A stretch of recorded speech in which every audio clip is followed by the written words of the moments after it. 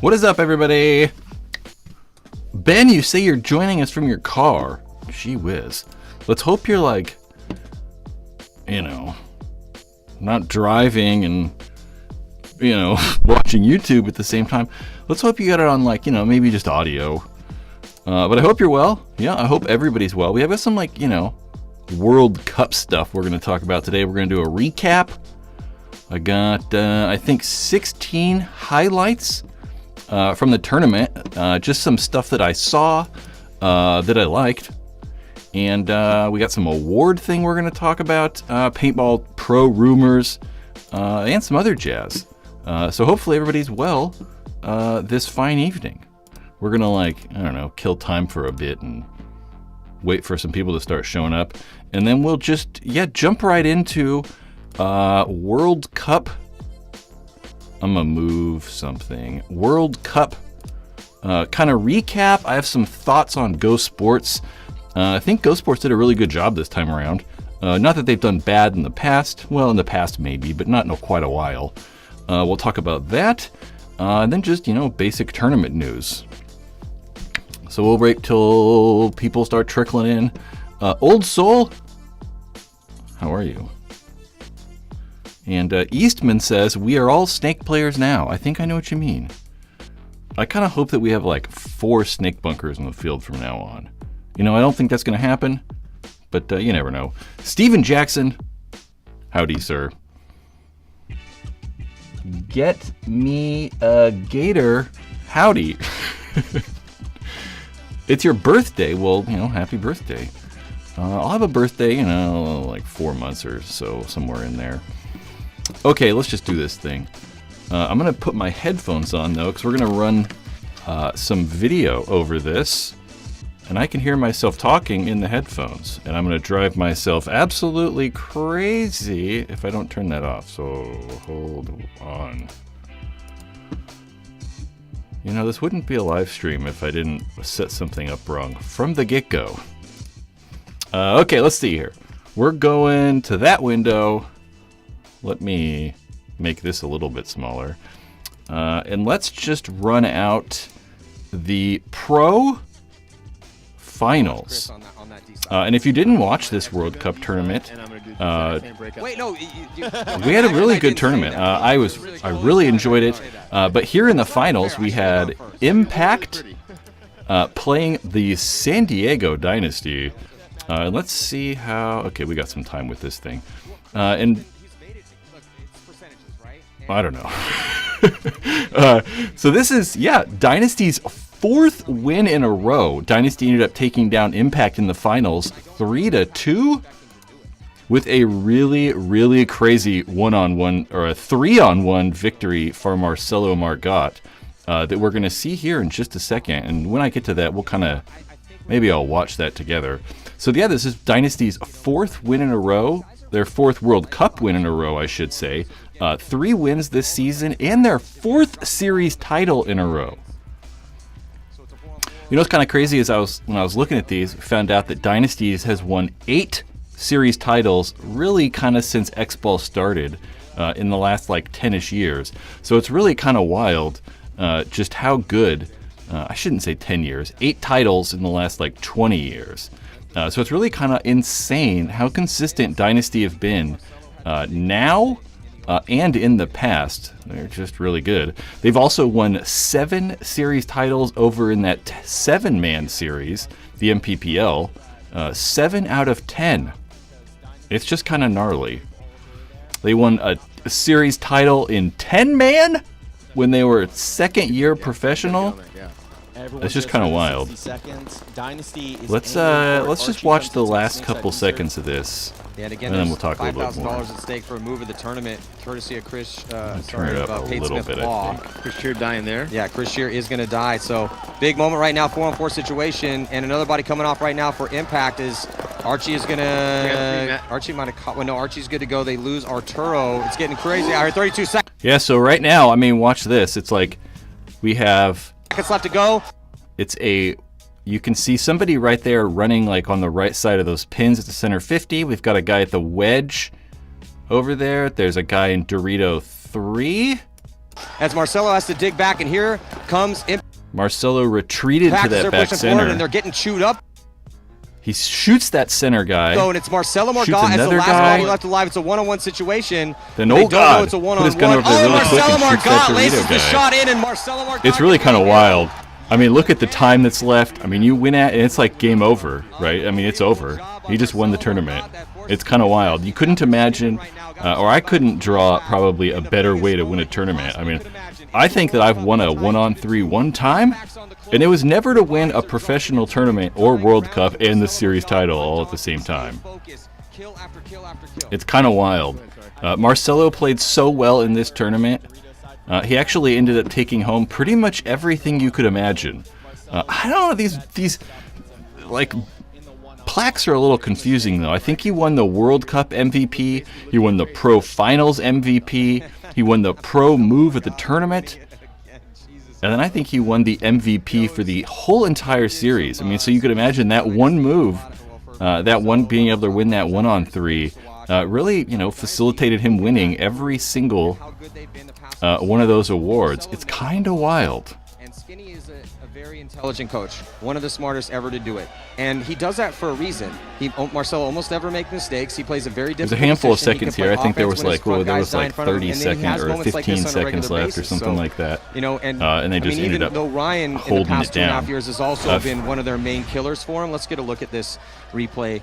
As you see, he dips back with a nice tactical retreat at the perfect moment to get himself in a better position. And they didn't know he was there. They thought he was at... You know, maybe he didn't shoot that center guy. Maybe the like Dorito guy shot him logistics before spot. he So got gets shot. a kill He there, gets traded or another something. kill, and he's scanning down here, and then Tyler thinks it's kill 5, and then he just gets absolutely owned. It's also kind of sad for Tyler. I mean, he's Tyler Panilio. He's from around here. I know that kid. His family's really There gets cool. another kill, and It just kind of sucks that, you know, this is his, I think, first year on Impact, first year pro. He might have played last year, but it's really kind of crazy, you know, him getting so many spins on that Dorito side over Dalton Vanderbilt. I mean, it's the finals. They're tied 2-2, and Dave has that much faith in him to be able to run him and play him that much. I know it probably feels awful when it comes down to, you know, you getting shot to like lose the tournament kind of. But a fantastic job by Tyler and a fantastic job by Marcelo being able to win the whole goddamn tournament for 16 Dynasty. seconds left. We have seen a 7-second point and an It's 8-second very point the impressive. past couple years. So it And then is they just go possible on this to kind of tournament hold it down, is and not then over yet. Dynasty Is it ended Kyle up, spin you out know, on that Marcelo winning the entire goddamn tournament.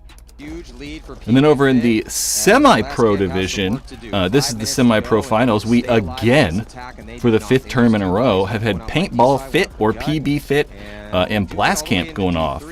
This will be PB Fit's 5th tournament in a row. They've won 5 semi-pro tournaments. I don't think that that's ever happened before. I don't think anyone's like clean swept the division. At least in these higher divisions. And it's really just kind of neat and interesting to see PB Fit just completely dominant all year long. And it's really unfortunate for Blast Camp getting second place every single tournament to PB Fit. They were celebrating awful hard, not just for the win, but here PB Fit, I mean, they're just so locked in. Yeah, and then winning this No tournament, matter what the numbers say, I think they're going to get the pro PB spot Fit no matter winning I can't remember the last this tournament puts them easily in first place to win that series title, and then actually giving them the ability to go to the pro division. So after this year, 2024, PB Fit will be in the pro division, bumping out the Latin Saints. The Latin Saints got dead last this year, so that's going to make them go back to semi-pro, or just go back to semi-pro in general, or go to semi-pro in general. And PB Fit are just crushing everyone in this semi-pro division. I think only lost 2 matches all year long, which is just crazy. But we often see this, you know, there's often a semi-pro team that does a very good job. You know, they get that nod to go to the pro division. And we always are like, man, they're really, really good in the semi-pro division. We have to remember that the pro guys are considerably better than the semi-pro guys. So even though they're dominant in this pro division, I really like this. As the big man, let the big boy eat. Always got to wipe that. It was he was like so ready for it. He had like he has his bib and everything. I loved it. That was pretty funny. Just pulling out blast camp ribs and just eating them. Colt Lukau, I think is how you pronounce his last name. BB Fit. Him and his brother are both on the team. All the boys. Oh, he's counting to 5. You see him? He 5 in a row. 1, 2, 3, 4, 5. Like I said, I've been here for a long time. It's my 29th year. Yeah, so we'll see how they do. I mean, you know, who knows? I don't expect them to do, you know, they're not going to, you know, win any tournaments next year, I don't think. But I don't know if I'd put them at the lower bottom half of the division either. I think that they might be in that, like, 10th to, like, I don't know, 14th or 15th spot somewhere in there. Definitely higher than a lot of the current pro teams that have been around for a very, very long time. And then we also saw the way up into the WNXL. I see a super chat from someone. I'll get to you, please. I love you so much.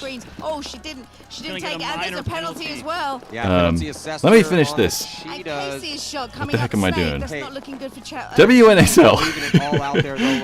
Yeah, WNXL. We ended up seeing the Cheetahs and Dallas Vibe in the finals. After what I put down here, Dallas Vibe win WNXL after taking 5th place at the Sunshine State Open in Florida and 6th in Chicago.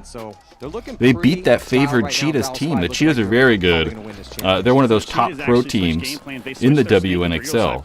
The Vibe ended up beating them 4-2. Lauren Weeks is putting a ton of pressure. Their Vibe's trying to hold on. But the Cheetahs actually ended up taking home that series title. So a series title for the Cheetahs, and then Dallas Vibe taking home first place. It's kind of cool to see Dallas Vibe and PB Fit win together because they're both kind of like, I want to say localish teams. Yeah, they both play at Paintball Fit. They're in, I think, Waxahachie, Texas or something like that. But it's not over yet. Now really cool. They put this like on Instagram, them walking through the airport. The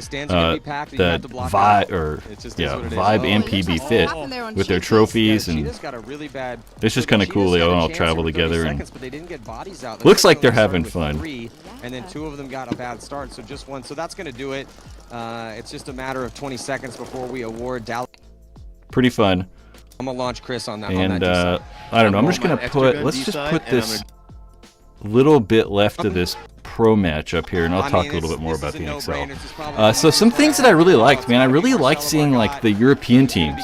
It was really cool to see like the Tauntauns, Joy Division, Verst, and the Lucky 15s come over and do really, really well.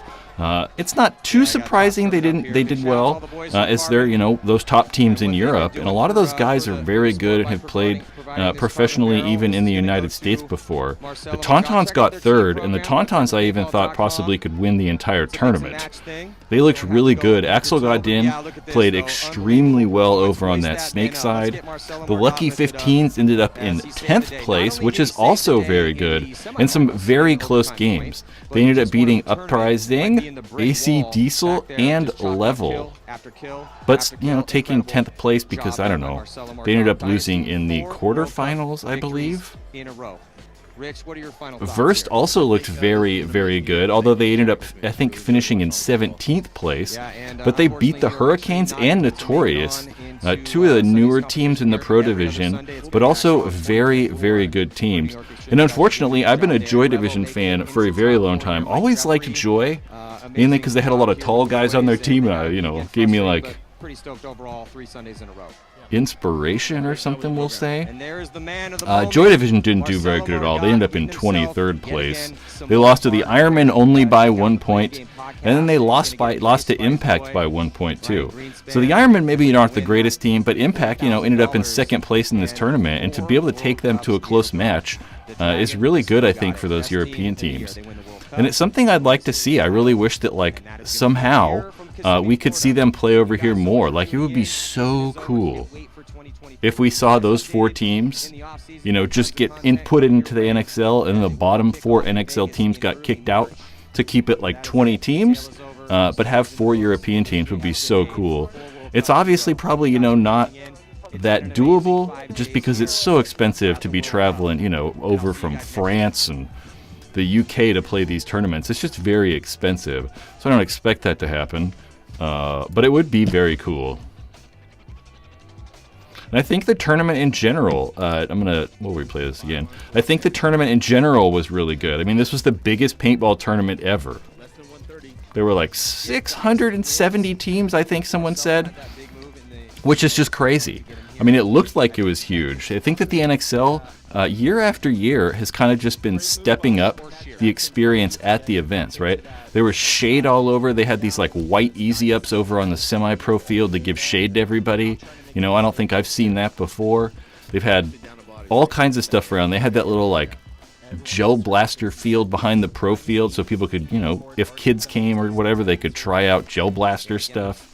I really liked the idea of the skybox, how they had that really tall booth behind one of the start gates. Although they did charge $200 to go into that skybox, it did look really cool. They're using pink paint, and I don't really like the pink. I think that maybe it might show up a little bit better when you like get pack hits and stuff like that. But I just think it's kind of ugly. I mean, if we look at like, let's try to like fast forward. There's not a lot of paint on these bunkers, but I don't know. I think that like just the way that the pink like breaks on the bunkers, I just don't like the way it looks. I think that that pink fill with the red and blue bunkers just looks gross. You know, I mean, those colors just don't go well together. That's why, like, if we look at the white bunker, that Landry Logistics bunker, with that pink paint on it, it doesn't look that bad because it's white and blue. It kind of goes with that pink. But these, like, red and blue bunkers look awful, I think, with the pink paint on them. I think they look way better with yellow. I think the pink paint ends up staining the ground more, like you can tell right there. Whereas the yellow, it kind of maybe blends in a little bit better, and it kind of just looks like grass or even dirt.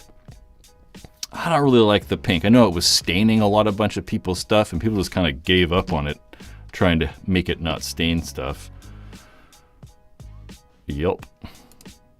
I think just Tom Cole in general for the NXL, for the players in the NXL, and for the people, you know, like me just watching this stuff, I think has done a very good job. And I really like kind of everything that's happening. You know, I think that the league is very good.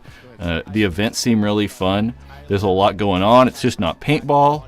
There was like the players party for Hormesis. There's, you know, all kinds of stuff happening at the field. And I just think these tournaments look like a lot of fun. There were tons of different divisions, right? I mean, there was 10-man, 7-man, 5-man, 3-man. There was an X-Ball division. There's now the Women's League. There's a lot of different youth divisions. There's mechanical. So there's a lot of different ways that they're like allowing customers to play the tournaments to like attract just more people. So I think overall, you know, I really liked it. I think that they did a very good job from the outside, at least. You know, I wasn't actually at the tournament. Yeah, that was a long one. Maybe, I don't know, who watched NXL. Did you guys like it? What were some things you guys liked about whatever? Nate Hanneman, you did a $10 super chat, sir. I'm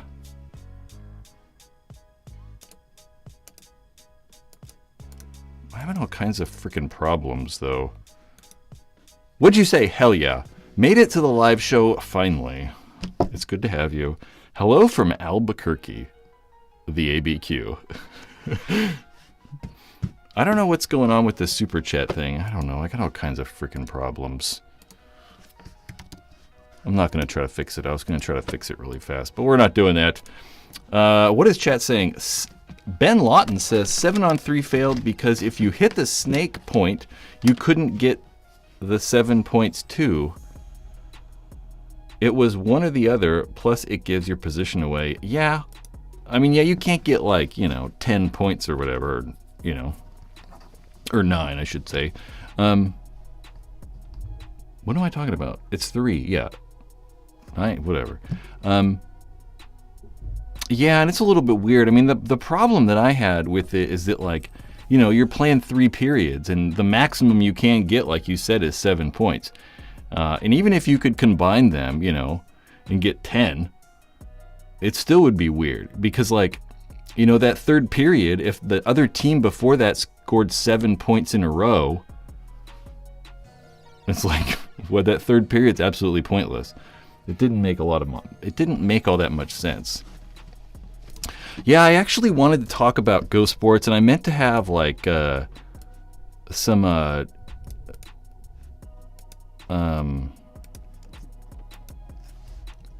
graphics and stuff I wanted to show, but I don't know what I did. Let me see if I can like, did I put them in there? I did not put them in there. Yeah, but I think the telestration was good. I think that there's like maybe sometimes too much telestration though, because it was like constantly telestrating. And I really liked the circles, how they were putting the circles over the players. I really liked that. I don't know if I'm on to the angle thing. I don't know if I necessarily like that. I don't know if we really need it, because when we're in that top-down angle, you know, when we're looking straight down at the field, let's see. Let's see if we can get like a good one. Yeah, so when we're looking, you know, like this view, right? When we're looking at this, when you're watching this on the webcast, it's like you can kind of tell which way that player is shooting, you know, the guy at that brick. You can kind of tell. So it's kind of like, I don't know, I mean, that like indicator showing which way he's shooting, I don't know if it's that necessary. And there were also times when they didn't actually stretch it the whole length of the field. It was just really short rather than making the whole thing really long. And I think making it shorter was actually a little bit better. I think I'd probably redesign those little circles though, because sometimes those circles ended up covering up bodies, and then you really couldn't tell which way they were shooting.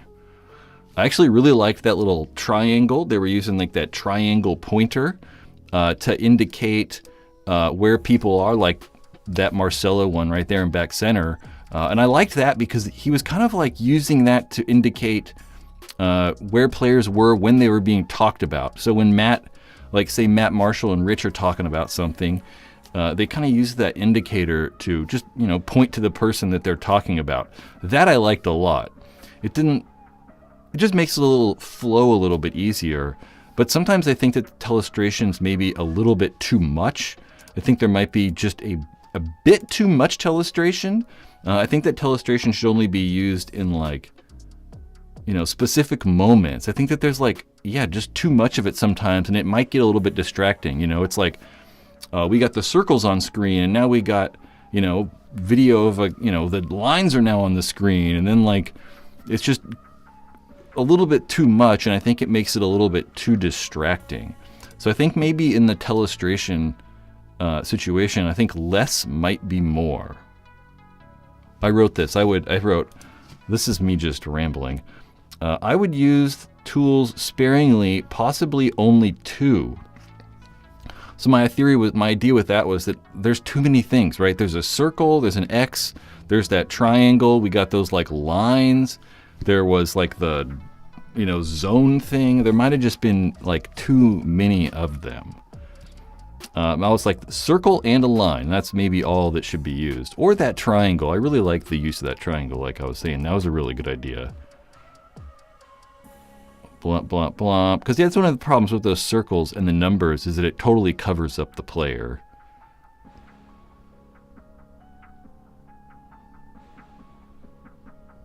Yep. That's about all. Dislikes. What'd I say? I disliked the body count. Yeah, and you can see how in the finals here at where the game clock is, we actually have the body count, right? How there's 3 players to 2 players, although it's not, you know, perfectly accurate right then because, you know, someone got shot. But right there it's 4 to 5, and I think we only saw that in the finals. I think that I didn't notice it in the prelims or on Saturday or on Sunday until we got to the finals. And I think that the body count at that top might be the most important. You know, I think it's probably more important than showing where the zones are and all that stuff. But just being able to quickly glance up at the body count and have it always be there and always be accurate, I think is probably going to be the most important part of any of that like telestration or like keeping track of the game using digital means or whatever we'll say. Yeah, GoSports. I liked it though. I think that changing that stuff does a really good job, and I think it makes it just kind of more fun to watch. Yeah. Body count was in and out all weekend. It's not always accurate though. Yeah, it's kind of off sometimes, you know. I don't know how it works up there, but I assume there's a lot going on, and you got to kind of like, there's just a lot happening. Old Soul says, Telestrator was a shiny new toy to play with. They'll improve it.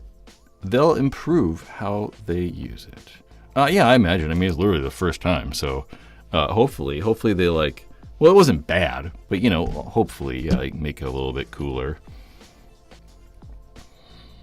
Yeah, it was kind of weird how the body count wasn't there, Ben says. He thought he was going crazy. I hear you, because it was something that we used to like see all the time. But one of the problems too is that it was like not accurate. So it's like it has to be accurate or it's just even worse. Mike Carroll says, I thought GoSports broadcast was the best one yet. The circles and the shooting lanes helped a lot. For sure. I'm with you. I am with you. What else we got? That was all World Cup stuff. That was like 30 minutes of World Cup. That's crazy. Also at World Cup, they announced... Oh gosh. They announced these new bunker sets, which are just kind of wild. So the new bunker set they announced for 2024 season is going to include 14 snake beams. Literally 14, you know, like you're seeing it right there. 1, 2, 3, 4, 5, 6, 7, 8, 9, 10, 11, 12, 13, 14 snake beams. And I don't know. I mean, I guess we'll find out what happens. I mean, I don't think that none of the leagues, and you definitely don't have to use all the bunkers. You know, it's not like a requirement. So everyone thinks that, you know, with these bunkers, we're going to get like ridiculous snakes every time. And that's not necessarily true. You know, just adding all those beams, those snake beams, it's not going to be like a requirement for us to take those or, you know, fields to use those things. So they added 14 beams, or they added, I shouldn't say 14, they added 8 snake beams to make 14 total. And then they actually removed 2 of the little cakes. Like this last layout, they had those cake bunkers in the snake corner and were kind of useless. So removing those snakes, who knows? Like this layout's gnarly. Like look at this. Like there's like that big huge snake beam like laying down right next to the Dorito one. That's just crazy. Like look at that. That's just wild. I think it'd be fun. I mean, I always kind of like when we have new bunkers. It kind of makes it a little bit more interesting. You're kind of interested to go to the field and kind of see how they play. It makes me look forward to the first tournament of the year a little bit more. Just to kind of like, you know, see how they're going to go. And this is the first time I'm like, I was researching this last night. I couldn't remember, but I'm like 95% sure this is the first time we've seen a bunker update since 2018. It's a very, very long time. I mean, in the past, it seemed to be every 2 to 3 years. They were like updating the bunkers or removing a bunker or changing something. So it's been a long time. It's one of the things that a lot of field owners kind of like and don't like, you know, because as a paintball field owner, you know, now you got to buy new bunkers. You know, you got to go out there and buy 8 new snake beams. Thankfully, you don't have to buy whole new bunker sets. You can just buy, you know, the upgrade kit that's available. But you're still going to be kind of like pressured into or forced to buy, you know, new bunker sets, which is, you know, good and bad. Like I said, it makes me kind of interested in going out to the paintball field. But then, you know, kind of requires, you know, people to... why is Stream Elements, like, deleting, like, comments from you guys? What is with that? Let's definitely turn that off. Yeah, so I think it's kind of cool. I think that making these layouts just kind of crazier and a little bit more, you know, wild, I kind of like. Let's see if we can, like, turn off all that spam protection. Filters off. Okay, so hopefully now no one will be getting... I don't even know what you guys are saying. It can't be that crazy. Okay, no comments will be deleted in the chat now. Yeah. The back beam on the Dorito side is so lame. I don't know, though. You're sure? You're sure? Because I think it'd be kind of fun. Like, I think it'd be kind of fun to play that beam. You know, because you could, like, you know, lay down at the beam, right? You could, like, lay down at the beam and, like, shoot into the center of the field or something crazy. I don't know. It might just be totally pointless, but I like it. I mean, you know, anything that's like interesting and keeps us a little bit more interested, I'm all about. So, but it's a little weird. I mean, you know, it's definitely weird, but I kind of like it. You know, if it was me, I'd be stacking the bunkers on top of each other and like make a castle in the middle. It'd be great. Let's, I want to move this up here so I can see it better. It is interesting. Yeah. 2023 car wash. I want the car wash with, like, you know, that you can, like, run through, like the original ones. It would be great. Okay. What else we can talk about? I know that I want to, like, thank everybody. We did like a little bit of not that you can't use that code anymore, so we're gonna take that code off. But a lot of people, you know, bought stuff from the Paintball Ruin My Life store last week. We did a little bit of a sale. So thank you everybody who, you know, purchased stuff. It's very appreciative. You know, it helps fund this whole entire experience. But there's still a lot of stuff left. You can kind of see some headbands right there. So if anyone wants to, you know, buy headbands, there's barrel covers over in there. I actually made some of the headbands $20. So there's a couple select ones that are old. There's like 1 or 2 left that are $20 right now.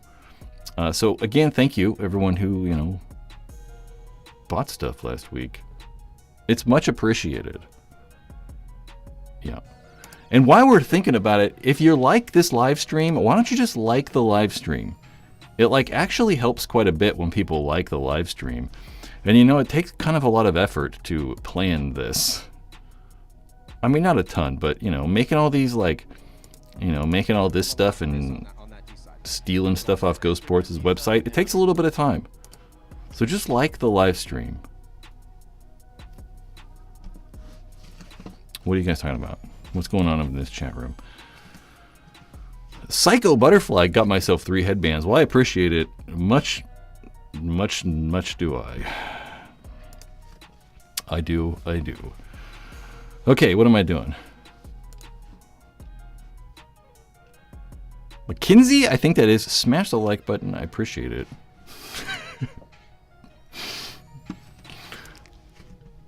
We got a lot of highlights too. I think I put together like a 16 highlights together. We can talk about that in a second here.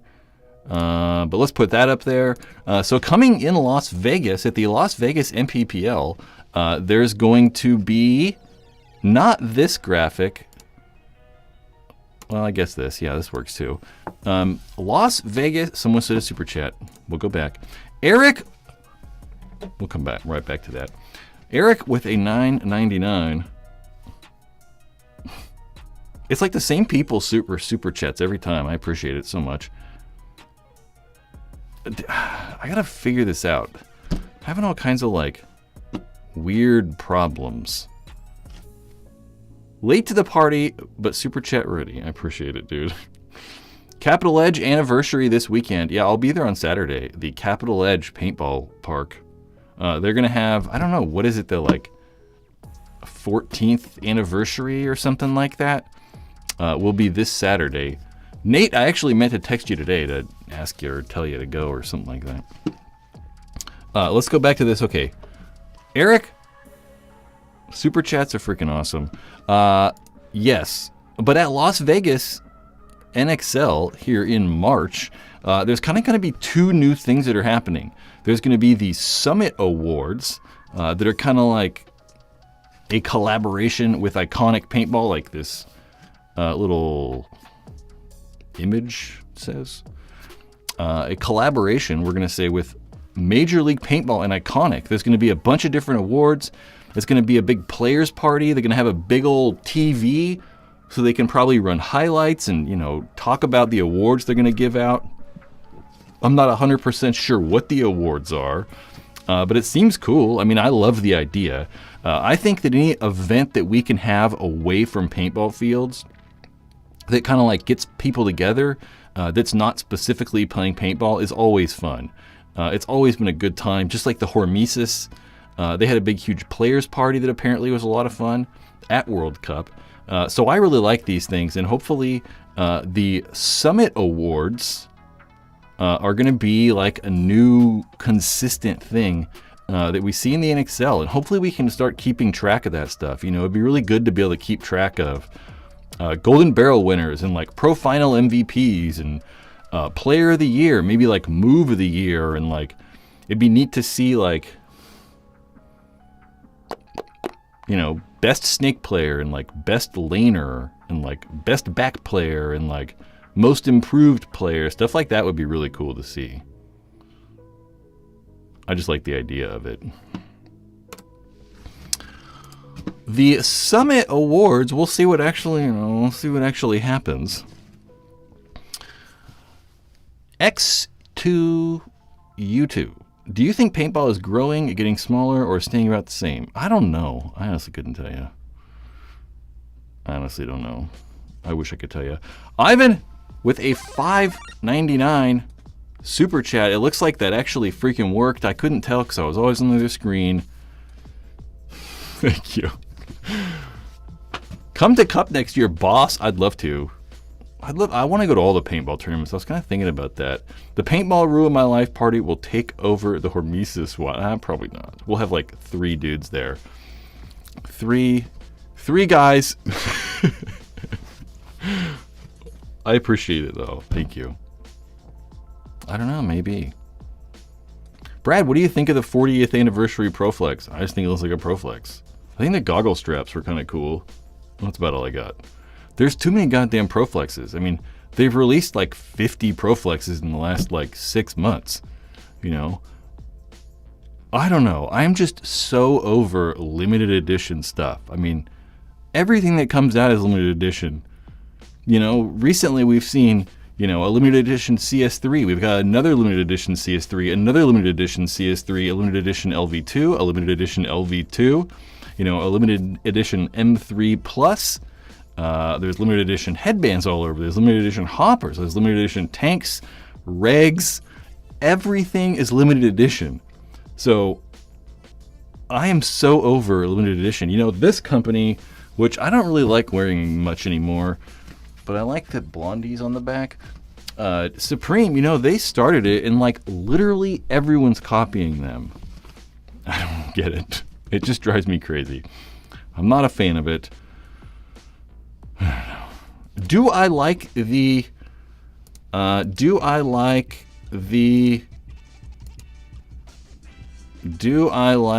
infamous CS3? That right there. Yeah, I like it. I mean, I think it looks cool. Someone said on one of the comments on YouTube that it looks like a Tootsie Roll, and I was like, oh, it does kind of like a Tootsie Roll. It kind of looks like a Tootsie Roll. It's a little Tootsie Roll-ish. It looks cool. I mean, I think it's the coolest looking private label gun. I think that the skull really like works with the body well. So I like it. I think it's better than like the HK one. It's better than the G3 from Project. So I like it. But I mean, again, just more limited edition stuff. It's like, I don't know. It's just weird to me. I mean, I kind of get like, Infamous, because they can't make thousands of these guns, so it's kind of like a cost thing as well. But again, at the same time, it's just kind of annoying. It's just kind of annoying. Opinions on the clear flex bottoms. I don't know. I really like clear masks. I think they look cool. Like I really like the push masks that are clear, or the CMD, the command that's clear. I think they look really cool. But I don't really know a ton about all the Proflex stuff. I mean, there's like, you got to be like a Proflex nerd, right? Because they've made multiple versions of those clear bottoms, and some of them are better than others, and some of them get yellow quicker than others, and whatever. So I don't really know, but I think they look cool. All right, let's do highlights.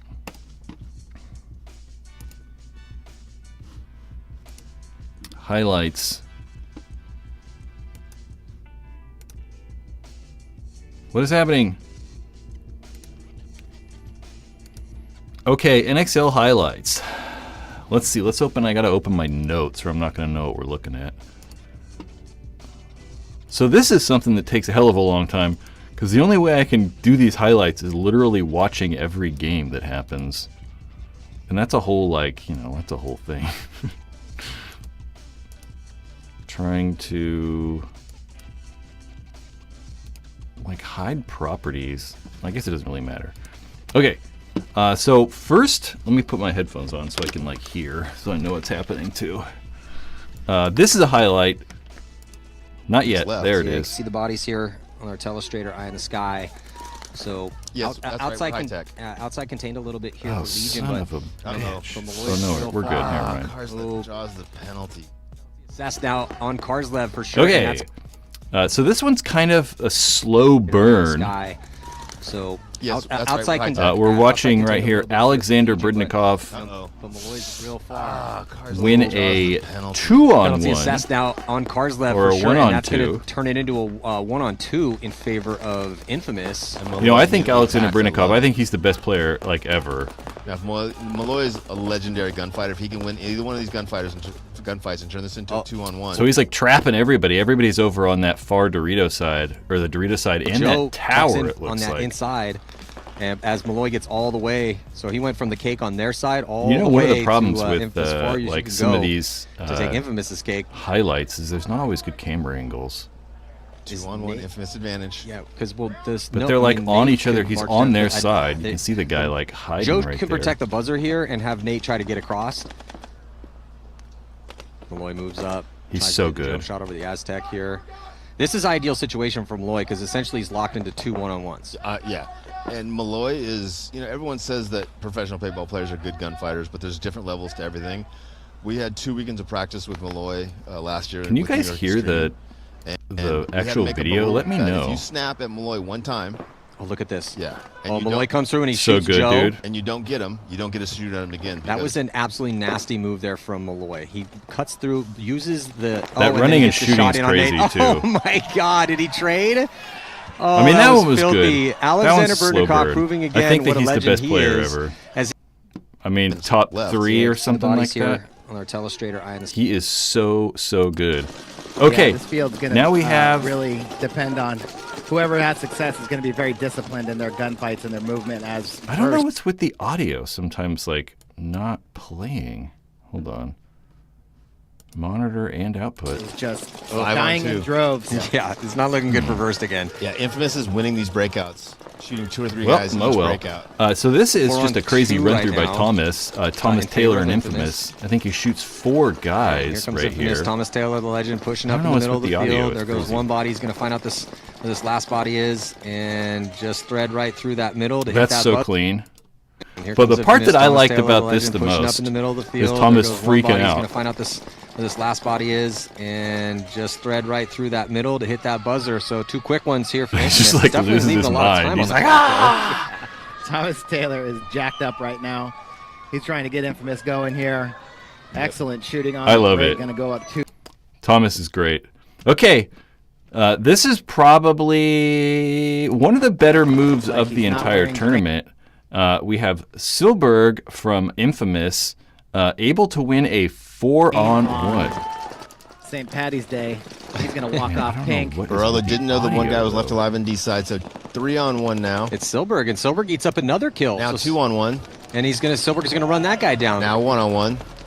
Did Silberg stay alive, though? Yeah, Silberg turned a 3-on-1 into a 1-on-1. What a move. I think it was a 4-on-1, to be honest.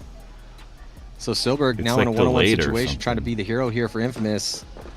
And this is a big swing point, too, because if Sam can pull off this 1-on-3 or 1-on-4, I'd have to go back and watch the tape. That would be definitely in the running for the money. Yeah, this is crazy. This just gun battle, this battle took a long time. This is a big swing point, too, because if Sam can pull off this 1-on-3 or 1-on-4, I'd have to go back and watch the tape. That would be definitely in the... Okay, we're starting it again. I want to watch Up this alive again. in D side, so 3-on-1 now. It's Silberg, and Silberg eats up another kill. Now so 2-on-1. So he shoots And he's that gonna- center Silberg's guy, gonna run that bunkers guy this down. guy. Now 1-on-1. And there's a guy Can over the Silberg stay crossfield he alive, though? shoots. Yeah, Silberg turned a 3-on-1 into a 1-on-1. What a Man. move. I think it was a 4-on-1, to be honest. So Silberg now But in this a is just a one-on-one nasty situation, trying gun to be the battle. hero This here just for takes a Infamous. long time. And this is These a guys big just swing gotta point, get too, 'cause stuck if, right if here. Sam and can we pull just off his gunfight a 1-on-3 or lot. 1-on-4, I'd have to go back and watch the tape. That would be definitely in the running for the money. Sam lost him. Reacquired. Sam's in the Dorito. You know, watching Different watching area these on the guys topic too. for You know, like Verst. watching I was Verst. thinking the same thing, because the way This the guy's spread is, gunfighting skills are really good. You especially know, if Sam can have this Like, he one-on-one looks go really for a little good. bit, if he could burn another minute off the I don't know clock if he's and then hitting put that fifth anything, point up. but he looks good. And why not with the 3-point lead, right? Yeah. Oh, he makes a nice Great move. move. And then Cross moving in the like corner that's there. crazy. Like moving at that close of a distance during these one-on-ones First is play kind of reloads, comes out gnarly. low, switches right-handed. I swear, dude, it's gnarly. Like Snapshot I battle. think every and time it Sam looks like Silberg, someone the gets hero here shot. for Los Angeles Infamous, winning It's so good. a 1-on-3 at least to put the 5th point on the board, and that is in the running. We'll switch back over. Ivan with a super chat again, dude. Freaking awesome. What's your dream? We'll do this and then we'll get right back to those highlights. What's your dream 5-man team in like fantasy FB? I don't know what FB means. I think of Facebook. Damn, I don't know. I don't know if I could tell you. I mean, I think I'd put like Bridnikov football. There we go. I honestly don't know. I think about like if I was to build a 5-man, the 5-man starting roster. I honestly don't know. I'd probably put Ryan Greenspan on there. I'd put Bridnikov on there, and then I don't know. You know, maybe Tyler Harmon. Let's do like 5 people playing right now. Tyler Harmon, Marcelo, and then who's the 5th person? Jason Edwards. Jason Edwards, Bridnikov, Harmon, Greenspan. Now I've already forgot who I picked. I don't know, those guys. Bridnikov, Greenspan, Harmon, Jason Edwards, Marcelo. Yeah, that'd be pretty good. Yeah, I'd go with that. Yeah, we're going with that. Because we kind of got to fill out the positions a little bit, you know? Let's go back. Like he's not Super wearing chats are green awesome. Thank you on so much, really. St. Patty. First, we just watched that one. Game winner. So this is a game Needs to go down winner. that Dorito but side. then Level loses Lemon, so it's And the audio is driving me Again. insane. down to 25 seconds It's like left. on this Probably gonna see crazy an overtime delay point here. or something J-Rob for gonna me. probe It'll though. He start gets to for the me in a 50. second. I don't know if you Level guys can commits hear up it into or not yet. D3. Danny is going to run through. Bunkers So out. this is, J-Rob gets if we can see the score right here, we can see it's 3-3 in regulation. down to 25 seconds left. And it's just a crazy, game winner. They're able to get the buzzer very Danny quick. is going to run through. Boom. Bunkers out. That's a J-Rob good gets shot him right clean. there. Has to worry about D2 Able to eats shoot up J-Rab out of D2. that Oh, if he snake. could trade with Mouse, it's going to be over with. He Shoots dunks that on guy. Mouse with 8 seconds left. Is there going to 6, be enough time? 4, 3. Oh, and they steal Unfortunately, the like I was last saying second. earlier, Show, baby! sometimes those Danny, camera the big angles aren't the best. Now are stepping up for Columbus Level with the 3-pack. But how in the about that, closing right? I mean, seconds to open literally the 1 door. second to win. And then Hollowell There's a couple and other like Asplin really good finish it off as they get to the like buzzer beaters we've got yeah, too. somebody picked him up. And this is Pushed the just gunner very real good quick. snake play from Keith He Brown. didn't touch any of the bunkers. Keith Somebody Brown else here saw playing him against dive in. Houston Got off Heat. one, the other coat. I just really liked this shot. You can see such a good angle on what it's- he's going as to you guys shoot well and know, how once he's the guy going to gets in shoot the both snake, those guys. you don't have anyone out there that Mishka, I believe in that tower though, is able to Time was dip coming. away from it quick, right? And he's not shot there. So we're playing whack-a-mole. But then repositions a little So he bit can and pop gets up shot a bunch right of there. different spaces. And then he's Wow. able to get that He gets shot 2 in over in one Tyler line. on the can Great too, double which is kill. kind of crazy. Just both those guys just So you're playing whack-a-mole because he could Peels pop up both in a those bunch of guys different off. spaces. Wow. He gets 2 That was in just one cool. line. Yep, great double kill. Penalty going to be assessed on Tampa Bay, though. It's not going to matter as they still had 5 bodies do that, alive like, when eat Keith's thing. shot goes 2. I love Keith. Yeah, Keith's game's somebody really picked him fun. up. It's fun to really. I like watching Keith play. Now we have And also, Ironman who's and protecting? NRG. Yeah, I'm pretty sure And this is a McGowan, really good maybe not, but move up who's the protecting center this guy? by McGowan on the Ironman. You can see him right there in that wedge, or that wing, or whatever the hell we're calling that thing. Nobody's protecting him.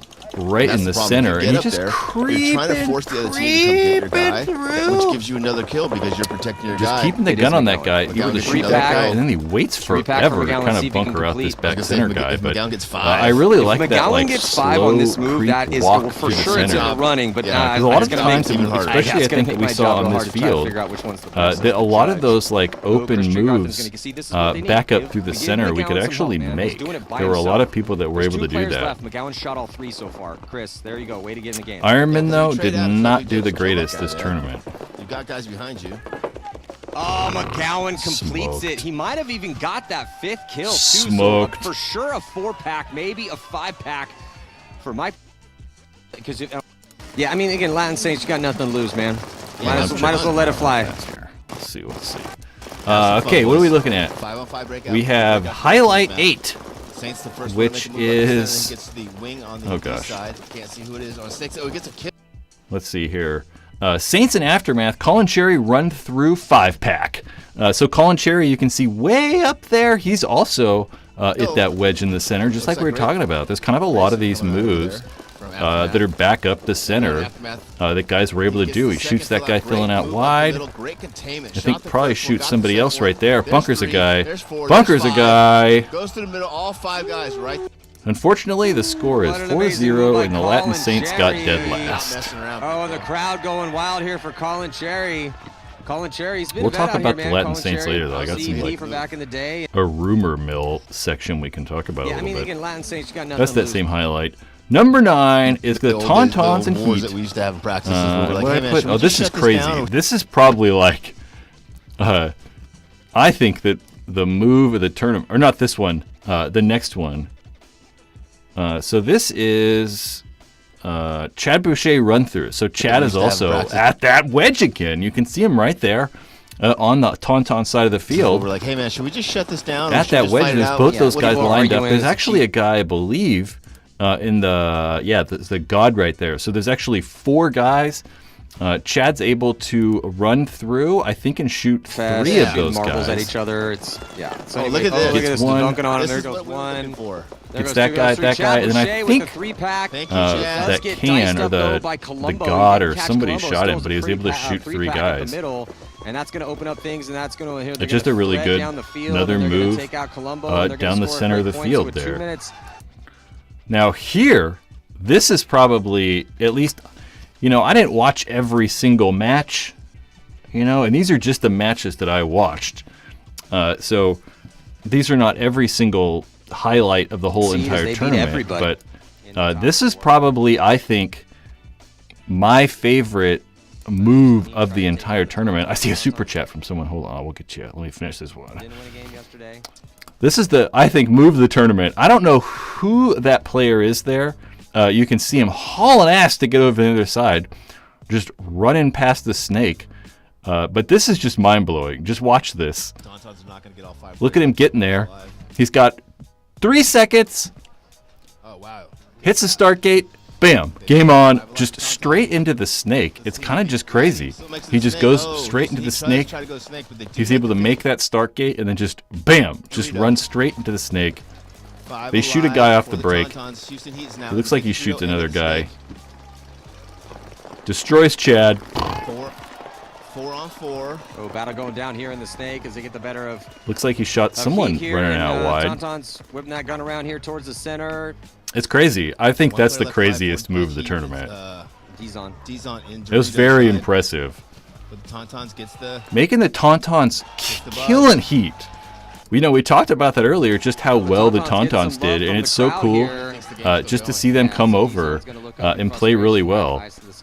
That guy's probably up to my waist, it looks like.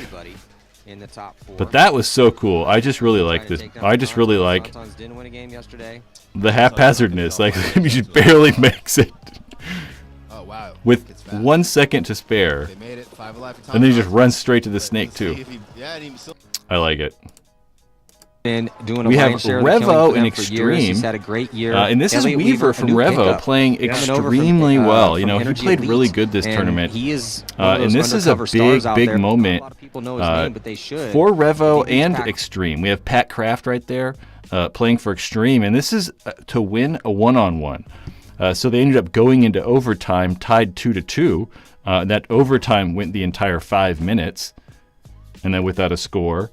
So it forces them into playing one-on-ones. And so whoever wins this Kraft, one-on-one man, like I said, is going to he's gonna win be this like match, forever. And here we and go. then take their Elliot team, Weaver I on the blue side, believe, Pat Kraft on the red side. move Pat's their in the team back into the area a finals. little You can bit, see and Weaver Pat goes Kraft right up playing into like that spot. Pat's super leading off the the lane. back in that blind zone, which is pretty gnarly in a one-on-one. I don't know if I'm doing it. Logistics bunker. That was close. Ooh, It's Pat pretty gets out. scary. Pat's gonna dip in. Pat living on the edge over here, taking a big bite, going snake side. Weaver We'll is listen gonna to be in Matt that back talk. center. Pat dipping in back into the Landry logistics spot in the Weaver, bumps up to that same spot. They're mirrored up, and then Pat. I do gonna like move all up the for- movement. I like being very Kraft proactive in moving a this lot. one. I like it a lot. And whereas Weaver being a little bit Probably more what I would traditional, try to they're backing do. up off their spot. In a one-on-one, you want to play the bunker, and you don't want the bunker to I play think you. Pat got up to that bunker and said, maybe this isn't a Yeah, good he's idea. like, nah, You know, I don't 6 like foot this tall. spot. Yeah, no, I don't like that lay down door in a one-on-one. Pat, I do like the moving and shaking that Pat's doing, because in a one-on-one, the whole principle of this situation is to try to have your opponent lose you. And Pat's going to dip Weaver lost in. him. Yeah, Weaver lost That's him. it. Oh, he dodged one, though. Oh, my Pat goodness. almost got him. Pat missed his shot right there. Weaver got a gift on that. Pat is bobbing and weaving. Pat going to go out into the 50-yard line. We're down to a minute left, and I think Weaver picked him up. This is going to be interesting. There's so Pat's much gonna have to pop movement, the and that's top. such a Weaver- scary position. Like, we'll just point that out. That's such like a scary position for Pat Kraft to be in. I mean, you can see him over there just playing at a crazy angle in that small little brick. Where Weaver also playing at a crazy angle, but that wedge that he's in is considerably wider. So it's not nearly, as scary, I would say, as being in that, like... Running and gunning. And then Weaver's going to win that one-on-one here against Pat Kraft Jr. Elliot Weaver is Way to going be to Weaver. punch Revo's ticket into Sunday. He played so well. If He you don't played know really, the name, really well. you need to remember it. Elliot Weaver. And he is now a hero for Baltimore Revo. The whole team explodes out onto the field here in I like this celebration end. as I we think will it's kinda see funny. Revo playing on Sunday. Oh, wow. What a huge moment here for Elliot Weaver. And they still got a chance to win this tournament Awesome and that stay they did there it. here. Awesome, but it's also that was so It's much always fun. I love it. See, they're pointing at his socks. expenditure, like the socks. stress in the build-up. It's I the mean, when we do it socks. in the finals for the tournament, it's Such a great job. So cool. that. Excellent performance Wow. by I mean, Elliot You Weaver. dumped so much of your. We had some super chats. Two of you goddamn people with super chats. Thank you so much.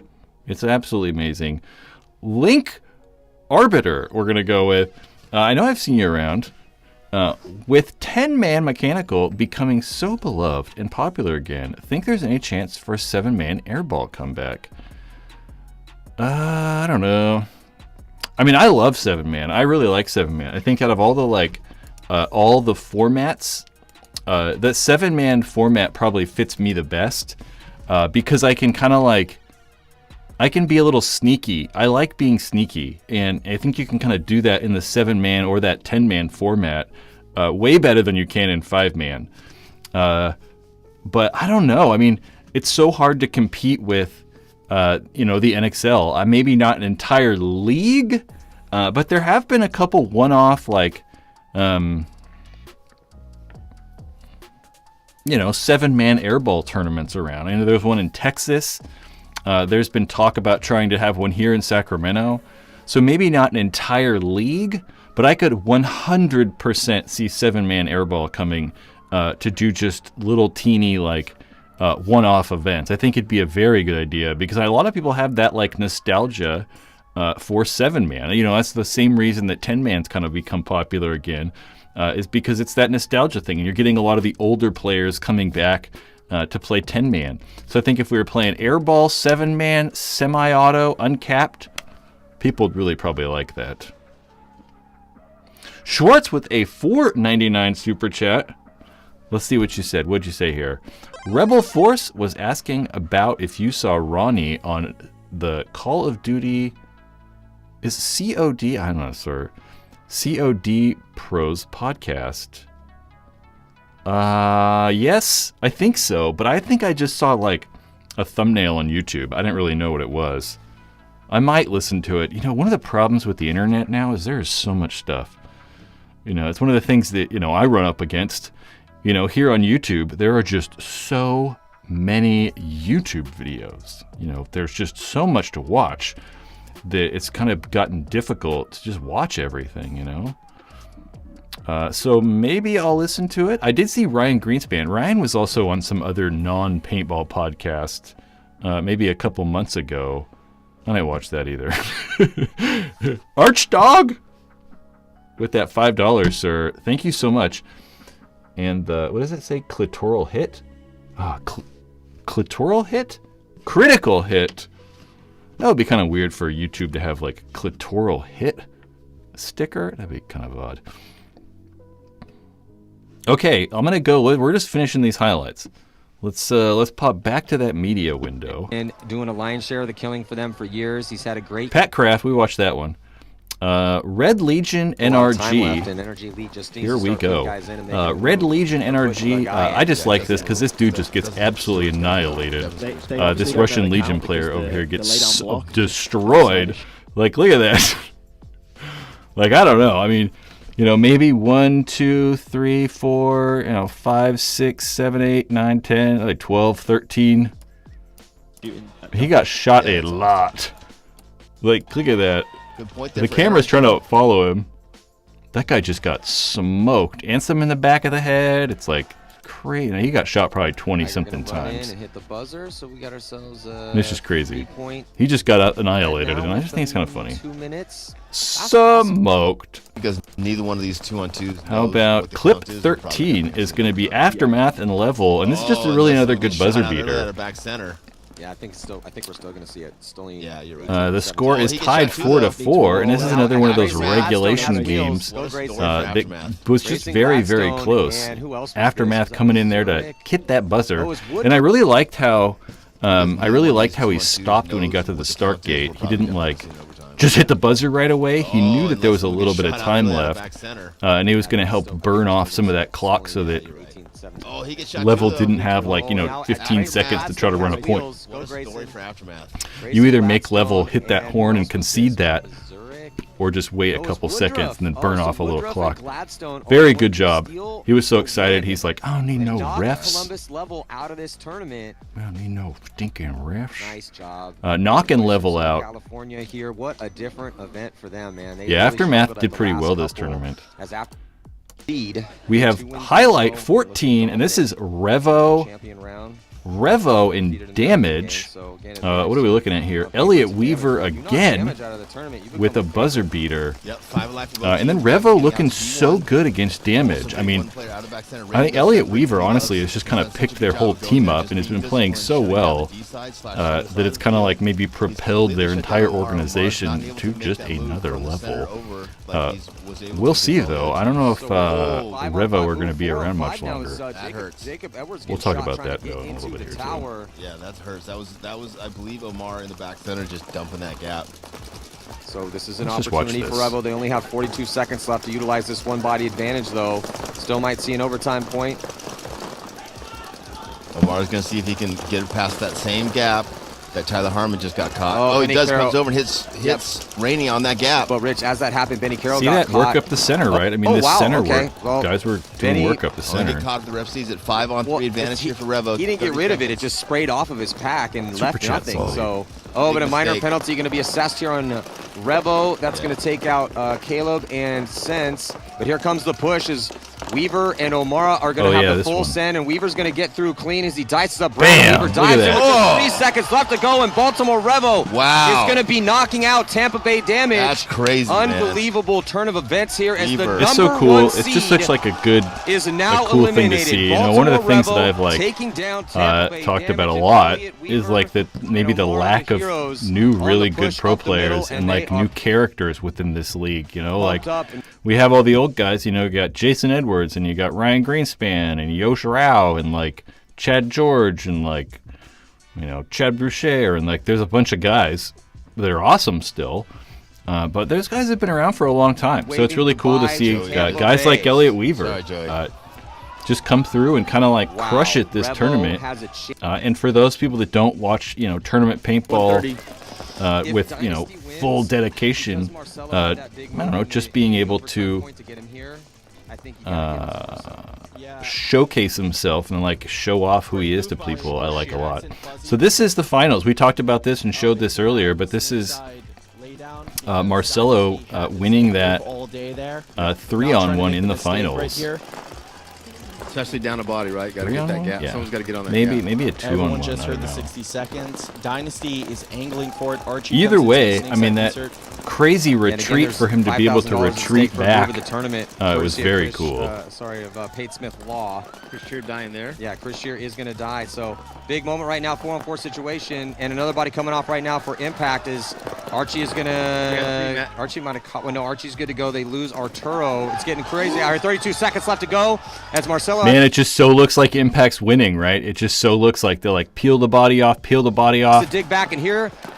and then that center brick guy, Comes I impact think got shot by the Dorito. as they're pushing forward and they're getting chewed Or they traded out. Maybe the snake guy running on the snake side shot the Dorito guy. up though, and it's Marcelo Margot as the last body 1-on-1. left alive. It's a 1-on-1 situation, but they don't know it's a 1-on-1. Oh, and Marcelo Margot laces the shot So in, and awesome. Marcelo Margot going to be the hero yet again. He did that for you, Matt, so the decision would not be hard for you. Unbelievable job by Marcelo again, Margot. That he's forces the winning concessions every out there award skipping right now. Got freaking himself possible. about a 3-pack in the biggest moment you possibly could imagine. It's the World Cup. It's tied 2-2. Impacts on the close. 130. So great. If Dynasty So wins, those are because highlights. Marcelo There's had that one big- more. This is not really a highlight. This is more of a like, oh man, how sad. Get a look here. Corey, How don't This do it, Corey. is I don't know who that is shooting. Corey. But that's Josh Taylor. Oh, Josh. Other getting side of the just- bunker, Watch Corey instantly. Corey And Hall. Corey. Concussion. He's going Bang, to go bang. into concussion protocol. Boom, I boom. haven't Just seen- 2 in the back of your head Double by your tears. teammate. I've Corey, done that double tap. one Oh, time and to they get somebody. smoked. So everything's going New York's way here. That's what we call adding insult to injury. Right? Absolutely crushed. NXL highlights. Woo! A couple of you guys super chatted. Ben with that $5 super chat. How would you compare the CS2 shot to the Geo4? Thinking of making the switch, the Geo sound seems a bit kickier than I expected. I don't know. I honestly don't know.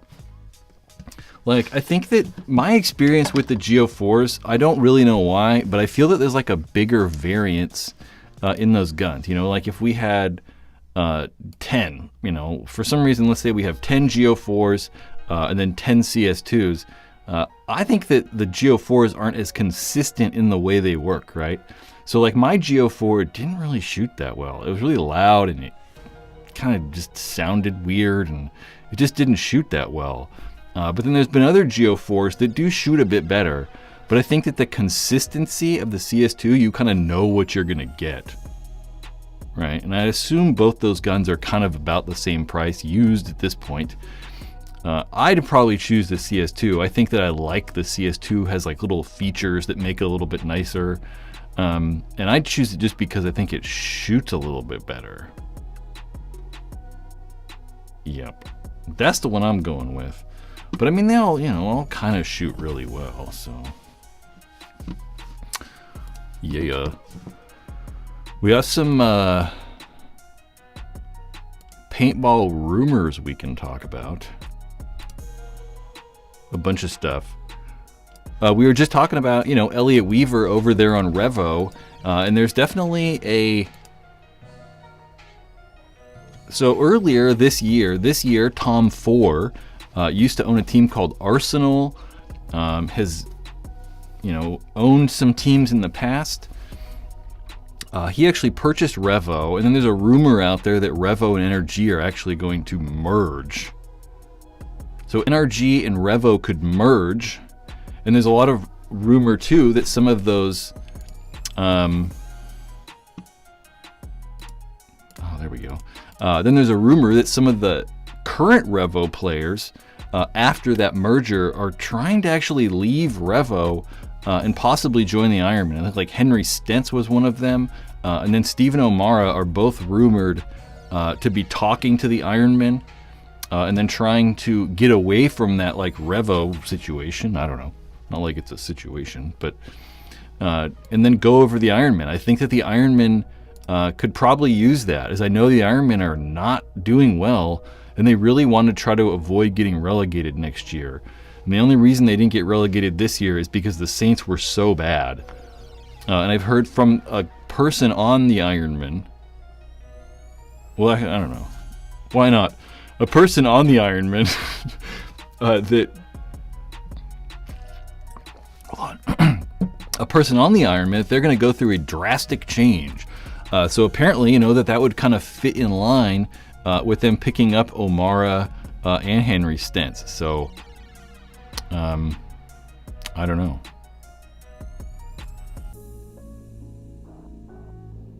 I don't know. Again, Sebastian says it's not happening, according to this Spick and Span podcast. I don't know. I mean, maybe not. Who knows? That's why I said they're all kind of rumors, and this is what I heard. So who knows? I mean, that could be a thing. I think Todd Adamson, former Aftershock player, is also rumored to be buying the ML Kings. I don't know really what's happening there. I mean, the ML Kings have actually, done well and bad. I mean, I think they have some good players. Sometimes they have good tournaments. Sometimes they don't.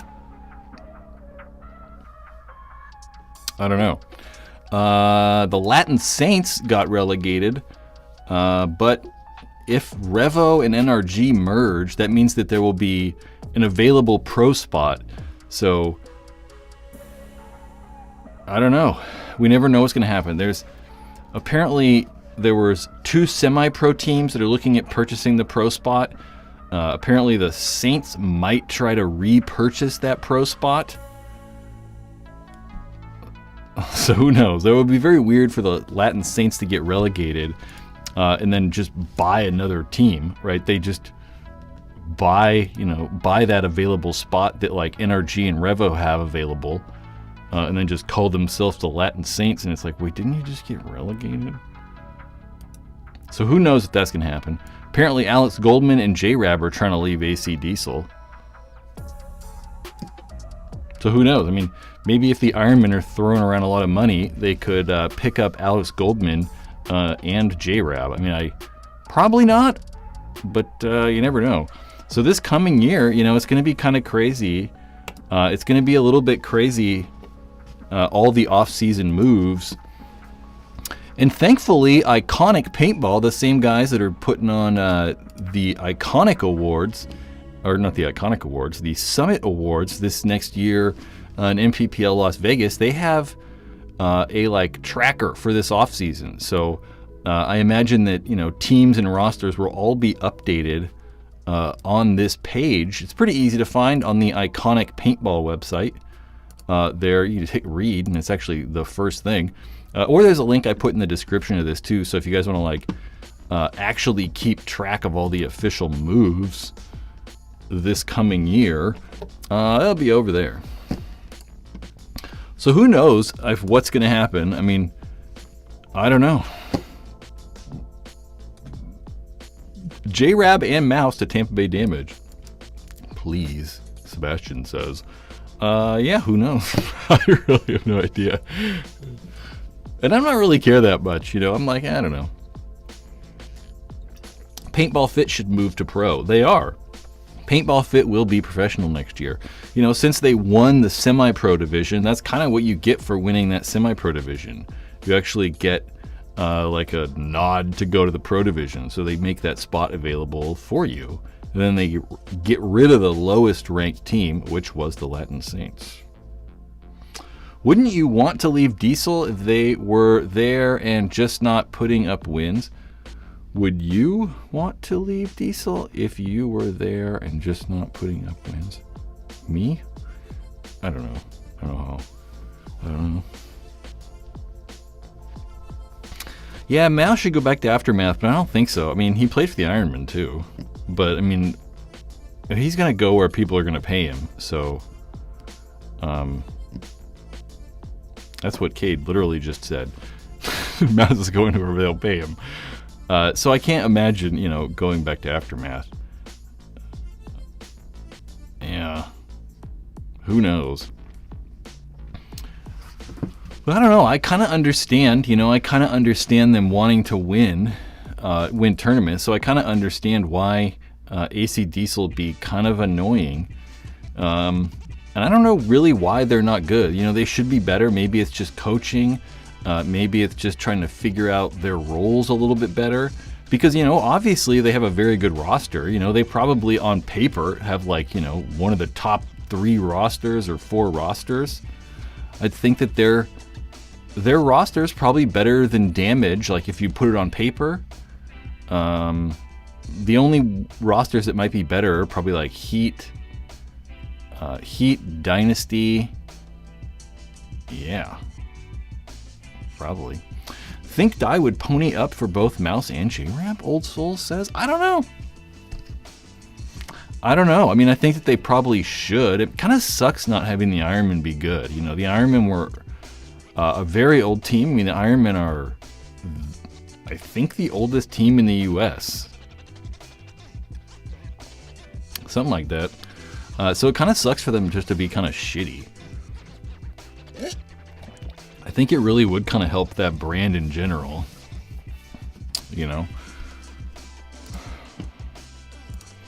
And, speaking of Dye in general, we saw those leaked. I don't know if I have those still. Those ooh, sorry. I don't know if I have.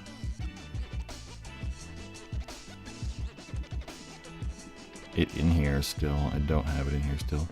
But we saw kind of those leaked pictures or engineering drawings or whatever the heck they're called of maybe a new Dye gun that we did not see at World Cup, which wasn't really that surprising. I wasn't super surprised, but I really kind of think that Dye needs to come out with a new gun. I mean, they've had the M3 Plus or the M3S for a very, very long time. I mean, it's going on 5 years now with that platform. So they're definitely due for an M4 gun. We didn't see that.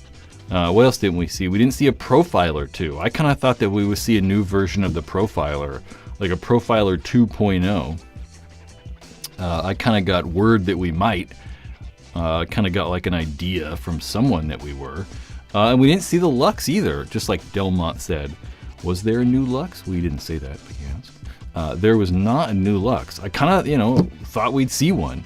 And then talked to some people that were at the tournament. And they even asked, they asked whoever was working at the booth, and they were kind of coy about it and didn't really answer apparently, and were kind of weird about it. So it's possible that we'll still see a new Lux. I mean, we're definitely in time for it. It's definitely time for it. And it's definitely something that these companies need to release soon, right? I mean, they don't want to really miss the Christmas stuff. It's not like these high-end guns are probably selling, crazy at Christmas time. The lower-end mid-range stuff probably sells better. It definitely does. The mid-range and low-end stuff certainly sells better at this time of year.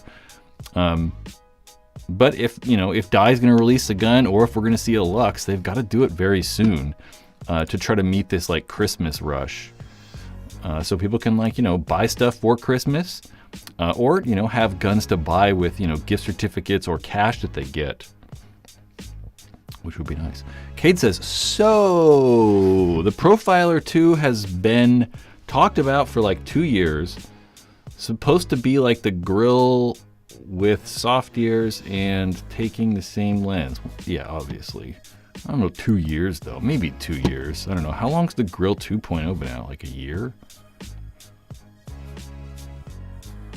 I mean, we'll just say I was really expecting to see a Profiler 2.0.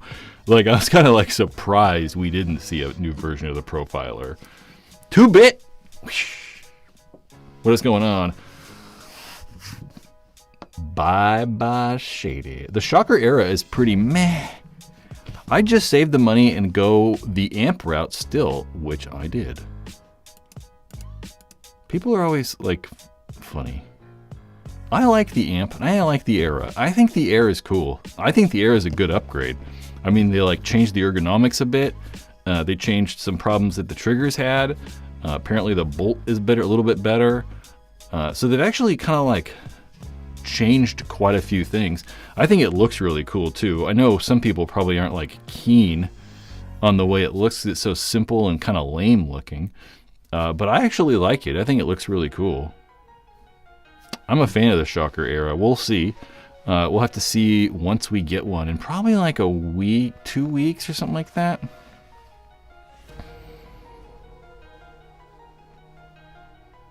Yeah, I don't know, I think people, like, with guns, like, what do we expect, though, you know? Like, I don't know. It's not like, they're just not going to be crazy, you know? It's like, I think with paintball guns, we've gotten to the point where it's like, at this point, at least, we've kind of reached, like, that point where, like, everything's good, and it's kind of a little bit difficult to make stuff better, you know? And it's like that with a lot of things, right? I mean, think about like cell phones. Like, dude, like the iPhone 14 and 15 are literally the same phone. You know, like even the iPhone like 10 and 15 are pretty much the same phone, right? We can talk about that like with cameras or camera lenses or computers or cars or air conditioners or fishing poles. You know, it's always just little incremental changes. It's very rare that, you know, say like the CS4 is going to be like twice as air efficient and like 3 times as quiet, and like, you know, it's not going to have like groundbreaking features. So I think that if we're expecting like craziness from these manufacturers with every gun release, it's probably not their fault that you're disappointed or I'm disappointed. You know, it's my preconceived notion or my like expectation that it's going to be the best thing ever, when I really shouldn't expect that, you know?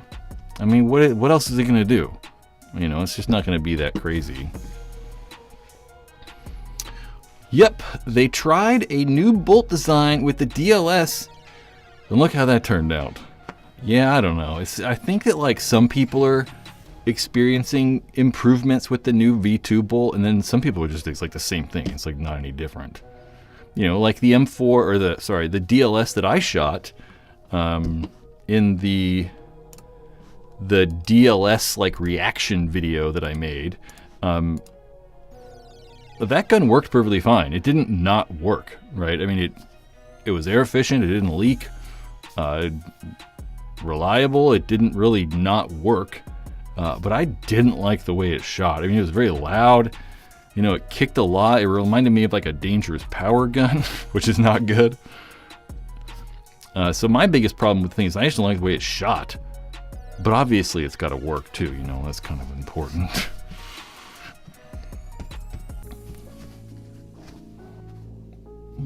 Yep. I did break paint, that is very true. That is very true. And I didn't even really shoot that much, you know. I was shooting this. The Dynasty Banana Ball. That right there. Is that going to focus? Yeah, I did break paint though. It's very true. I kind of forgot. But the gun still worked, right? Because the V2 bolt was like to fix guns that weren't working.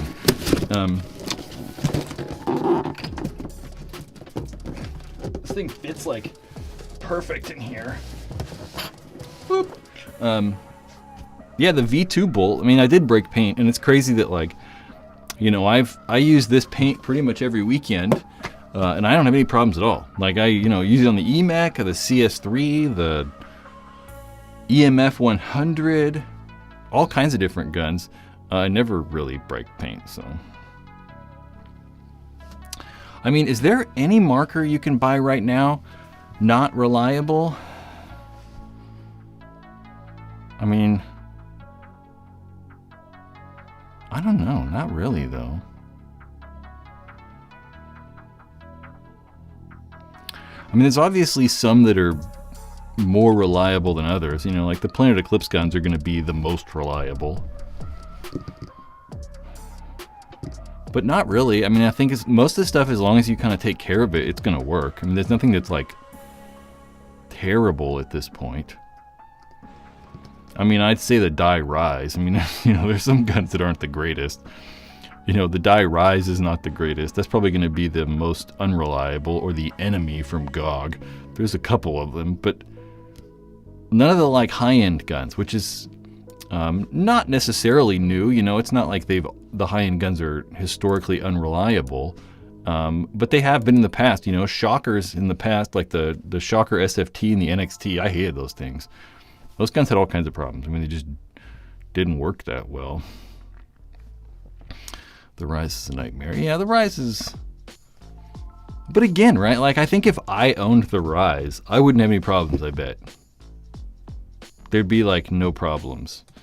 But I think when you put those guns in the hands of people that, aren't experienced with paintball stuff, they're a little bit finicky. But, I know what to do, right? Like, I know what it sounds like. I know not to screw this all the way in and, whatever. It's that those guns are kind of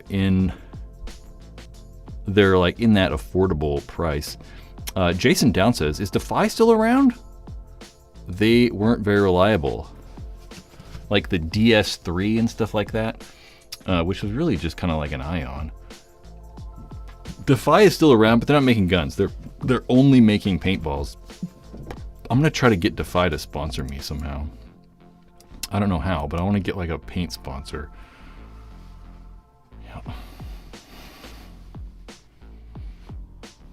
Mike Ramsey, guys complaining about reliability should go use an SFT for a season. That's what I was saying.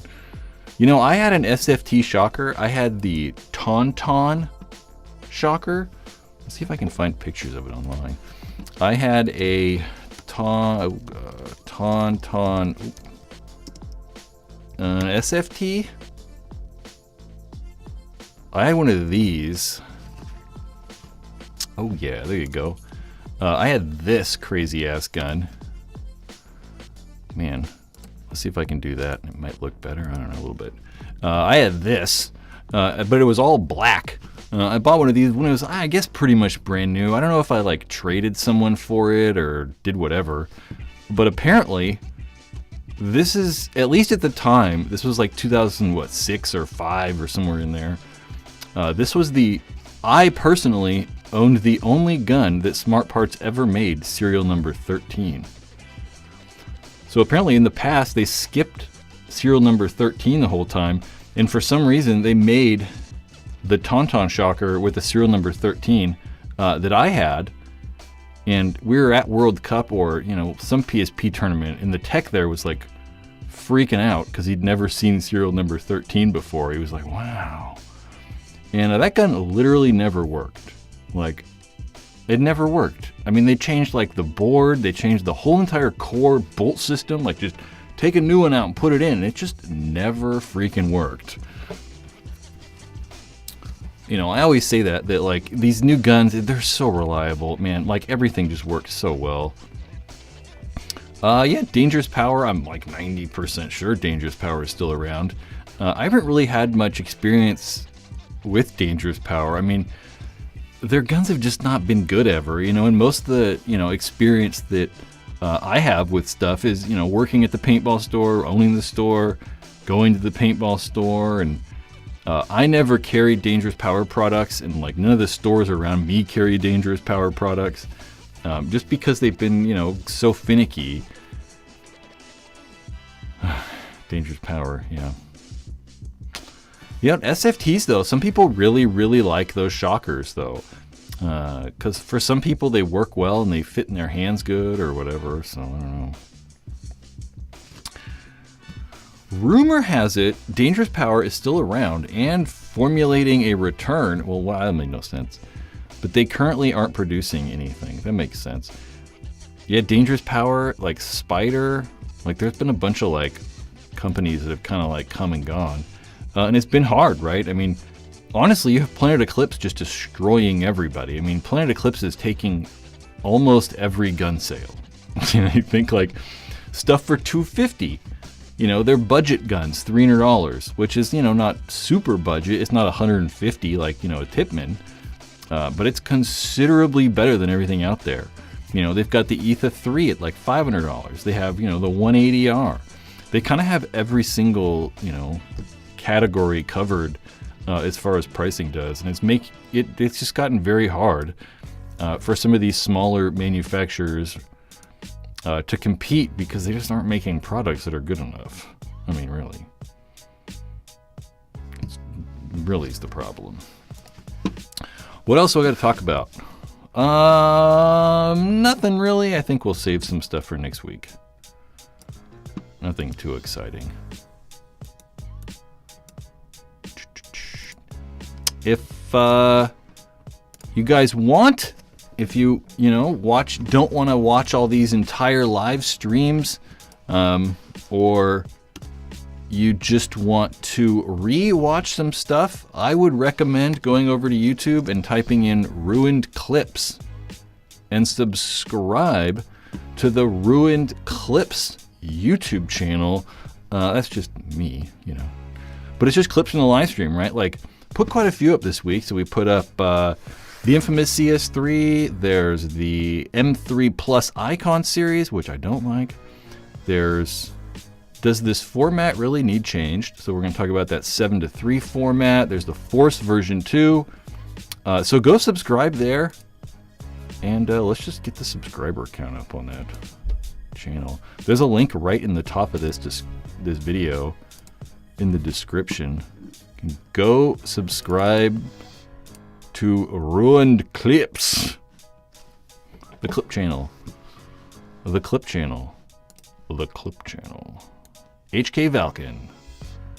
They're gonna make an HK Valken code.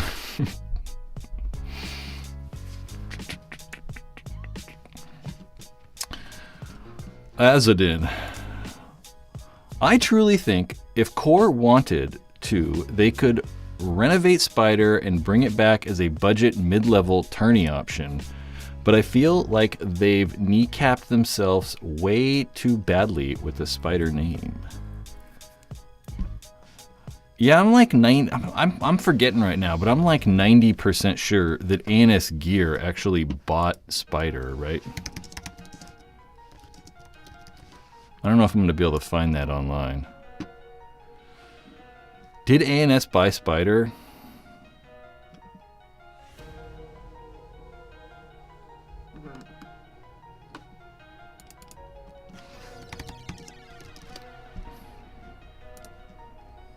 It's not something I think about often. I'm like pretty sure. I'm like pretty sure.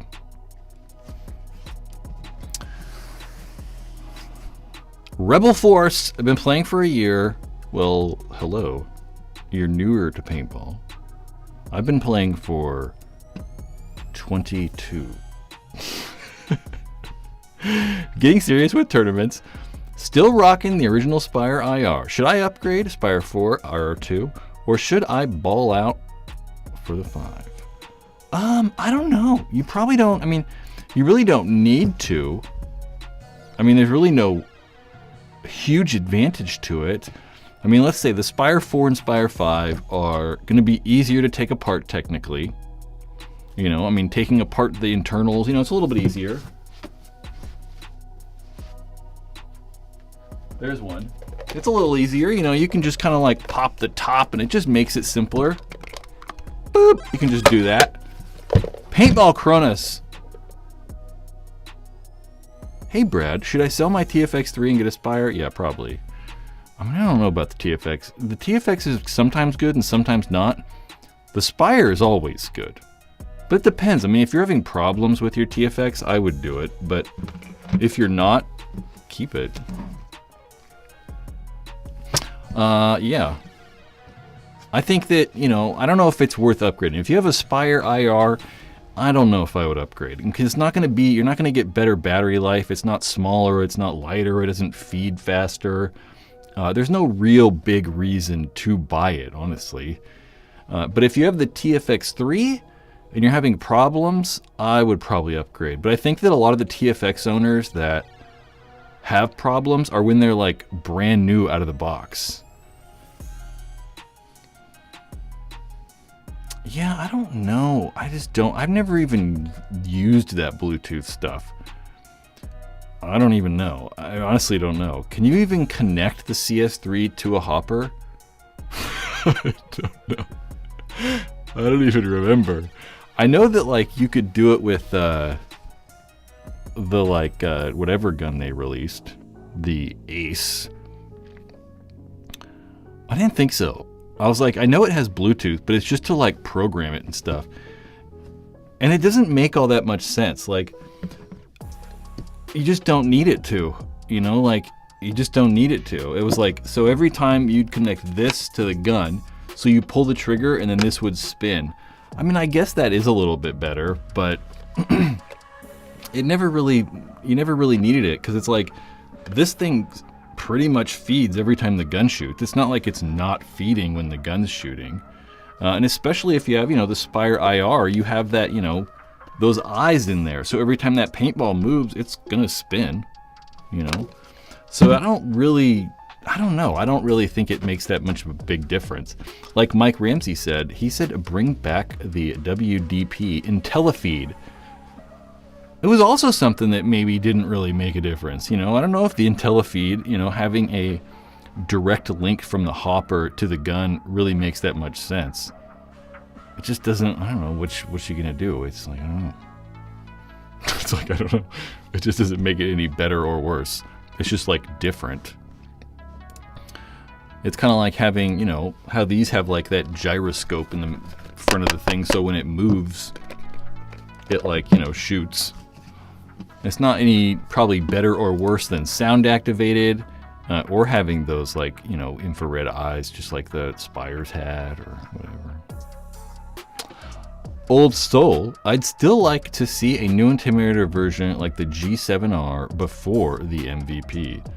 I'm a sucker for that line. I'm with you. I mean, you're not the only one. That's literally everyone. Everyone's with you on that one. Although I'd like to see an MVP. I think the MVP was the coolest pump gun ever made.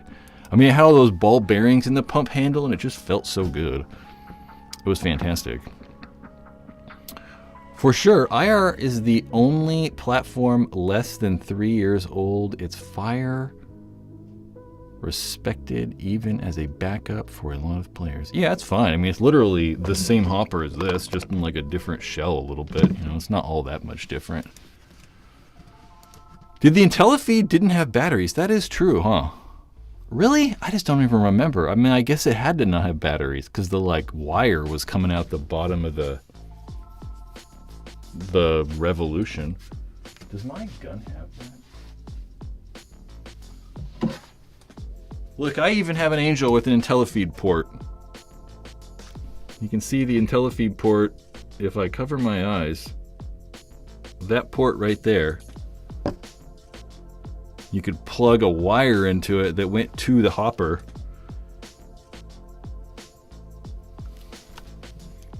Look at this gun. Pretty cool. A Das Angel.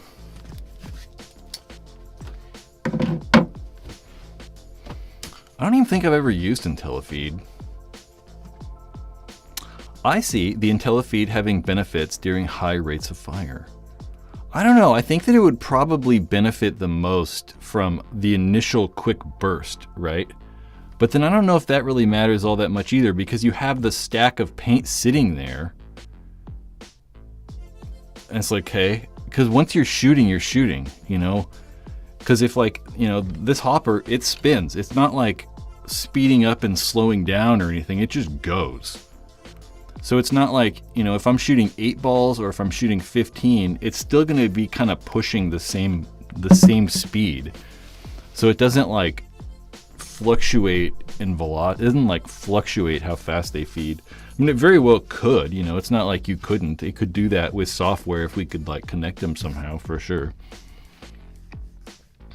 I don't know, I'd kind of rather have my tank connected to my gun. I want my tank to have like a digital gauge and stuff. Track Floater says, I still have a Q loader. Super fast, but a pain in the butt to use. That's for sure. That's for sure. You had to swap out, Edward says, you had to swap out the servo on the hopper to get it to any speed into a Revolution.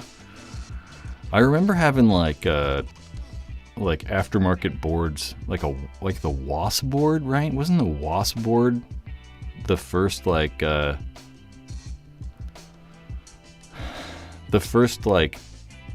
Wicked Air Sports made the board for the Revolution, like the turbo board or something like that. I remember having those. Damn, I was like so into paintball, guys. It was crazy how into paintball I was back then. Like this day, 20 years ago, I was probably like taking apart my Revy and like making sure my Revy worked. Jonathan, did you miss anything? Yeah, you missed a bunch of stuff. We've been doing this for a while. You can like rewind, you know. Or I was telling everybody earlier, you can go to the Ruined Clips YouTube channel, subscribe to that thing, and then you can like watch the clips later if you want. That's a good idea.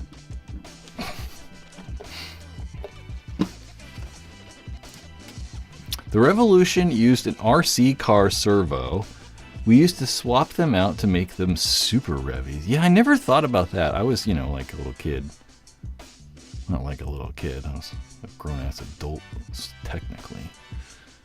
I don't think I ever swapped out, like, the actual motors, though. Huh.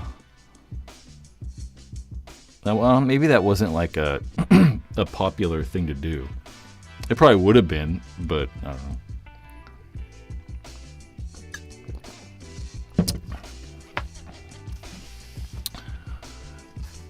Worst part about paintballs, the pre-2008 hoppers. The die rotor was the first truly reliable hopper that was easy to maintain. Track Floater says. 100%. 100%. I mean, you know, I remember I've had tons of halos, multiple velocities, you know, multiple evolutions, and those things were just god-awful. I don't think the designs on those are bad, right? Like, I think the evolution design was... It's wacky, right? The evolution was weird. The velocity design wasn't bad. The Halo still isn't a bad design. It's just the shells they put those things in. I mean, they put them in like glass shells. They were so brittle. Everything would break all the time. You know, there were years, I probably owned like 3 to 4 Halos in 1 year once. Maybe 4. And now it's like, you know, I've had this hopper since they came out, the Spire 4, for years now, and it's like perfectly fine. There's like literally nothing wrong with it. I mean, yeah, like there's a ball in there. You know, the only thing that wears out are these rubber fingers, and they're like brand new. It's like nothing ever goes wrong. It's just like everything just kind of works. And we've gotten the same way with guns too. I mean, paintball guns now just kind of work. You know, there's not really any problems. That 2008-ish 7 time frame, you know, depending on what you were using, you might have had problems with the field, right? I think Intimidators were very reliable, but the Shockers were terrible, and there were all kinds of weird guns. They were just kind of weird. Just kind of weird. MLG says, I actually loved my Empire Magna. The Magnas weren't bad. I mean, it's just like kind of a funny shape. It was just kind of an odd, like lean back style hopper.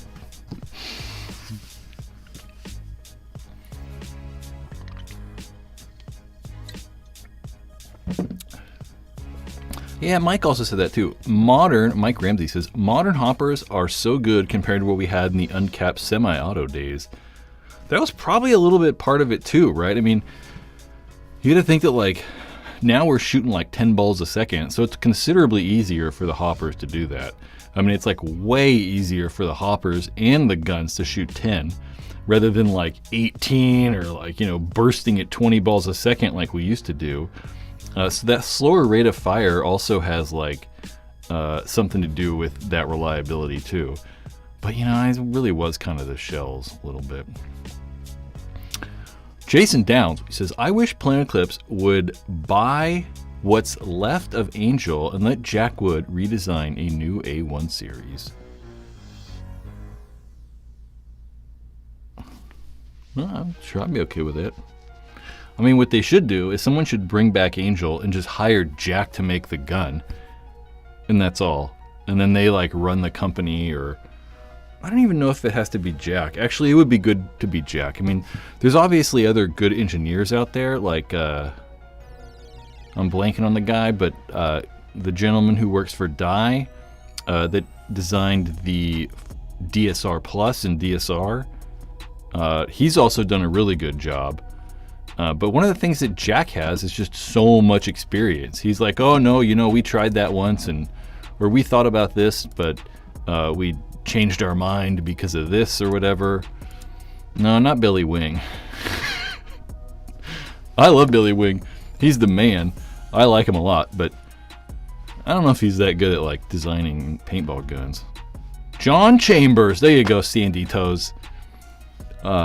John Chambers. Yeah, he's done a really great stuff, I think, with Dye. I mean, he's, I think, helped kind of with the DLS. I don't think that was like his project, but he works for Dye, so he definitely helped. But he designed, I think, the DSR. I mean, he's pretty much responsible for the DSR, that like slaps on off they have. So he's helped kind of like, I think, make their products much, much better. I mean, if Dye did not have the DSR, I don't even think anyone would buy Dye guns, right? I mean, is anyone buying the M3 Plus? Nope. I mean, nope. I mean, who's going into paintball stores and buying Dye guns, the M3? No one. They're buying DSRs because they shoot so well, and they're priced so well. So it's kind of crazy. 2-bit, man, those were the good old days at South Jersey Paintball. I've always played in California, in the Northern California region. Now I go to Capitol Edge. It's like 10 minutes down the road. It's great. I thought about that too, like this whole YouTube thing. Like if I lived anywhere else, I wouldn't be able to do this. Like if I lived somewhere there wasn't a paintball field really close, I wouldn't be able to do it. If I didn't live somewhere where, a friend owned a paintball store, and it was really easy for me to go over there and borrow products and just get products really quickly, I wouldn't be able to do it. I can go over to Sec Paintball. Sec Paintball, there's a bunch of stickers. Sec Paintball store. I can go over there, this place, and just go borrow stuff really quick. And without them, I wouldn't be able to do it. So it's kind of like this set of circumstances that have kind of all like lined up for me to be poor and just tried paintball stuff. It's a struggle. Who's Jack? Jack Wood is one of the owners of Planet Eclipse, one of the 3 owners of Planet Eclipse. And he's like their head engineer. So he like designs all their guns and stuff like that. Track Floater, we talk about it all the time. Field 1 Intimidator, update small things about the G6R and re-release it. Why not, right? I mean, everyone's like, oh, I want a G7R and I want it to be like, have the same foregrip as like the Force and like completely redesign it. But like, even if they didn't, right? Even if they just literally came out with a G6R and just put like Field 1 on the side, which they did do originally. I think they sold a couple hundred like that. If they really just did that, they probably could sell it. Just, redesign a little bit. Change the eyes maybe, make that like wireless eye thing for it and just like spruce it up a little bit. And they probably could sell a lot. They don't really have to like fully redesign the thing. I loved my G6Rs, right? I mean, I think I've had multiple of those things, and I really liked them. Jack Wood, Simon Stevens, John Chambers are the most influential engineers in paintball. Yeah, probably. I mean, maybe not John Chambers. I don't know actually what other things John's made, but definitely Jack and Simon. And then probably like John Rice. He worked for Angel. Something like that. Takes on MacDev. I don't like MacDev. I don't like MacDev. My biggest problem with MacDev is they just don't feel that good, right? I think when you pick up these other guns, like if you pick up the DSR, if you hold any of the Planet Eclipse guns, if you know, the Shocker, Luxes, I think all of those guns just feel like they're worth what you're paying in a way, right? I mean, some are better than others, but I hold a, you know, $1,500 GT2 from MacDev, and it just doesn't seem that nice, right? The aluminum's a little weird, and you can still screw the screws into this. There's like all these weird little things that make it seem like it's not worth that much money. And I think that that's my biggest problem with MacDev. It just doesn't seem like the quality's that good, you know. And I think that quality, having higher quality, is a big portion of reliability. You know, I think the Planet Eclipse guns, they're made so well. Every part's machined perfectly, anodized perfectly. Like, everything's just made so well. It's one of the reasons that they're so reliable. And I think that MacDev's biggest problem is kind of just quality. You know, I don't know. It's like their guns have been made the same since like 2008 or something like that. And, you know, you get a Cyborg from like, you know, 20 years ago or 15 years ago, and the quality is just not improved the way that other manufacturers have. You know, the Shockers have definitely gotten better. You know, the Luxes have definitely gotten better. And the Planet Eclipse guns have gotten better, where MacDev is just kind of farting along. So I don't know. But then, you know, there's people that'll be like, you're crazy. MacDev's the best gun company ever. You know, you go on like Reddit, there's like crazy people on Reddit that are just like, the MacDev is the best company ever to exist. Not just paintball, ever. You know, we're talking better than Apple, better than Halliburton, everyone. Waffle Shockers.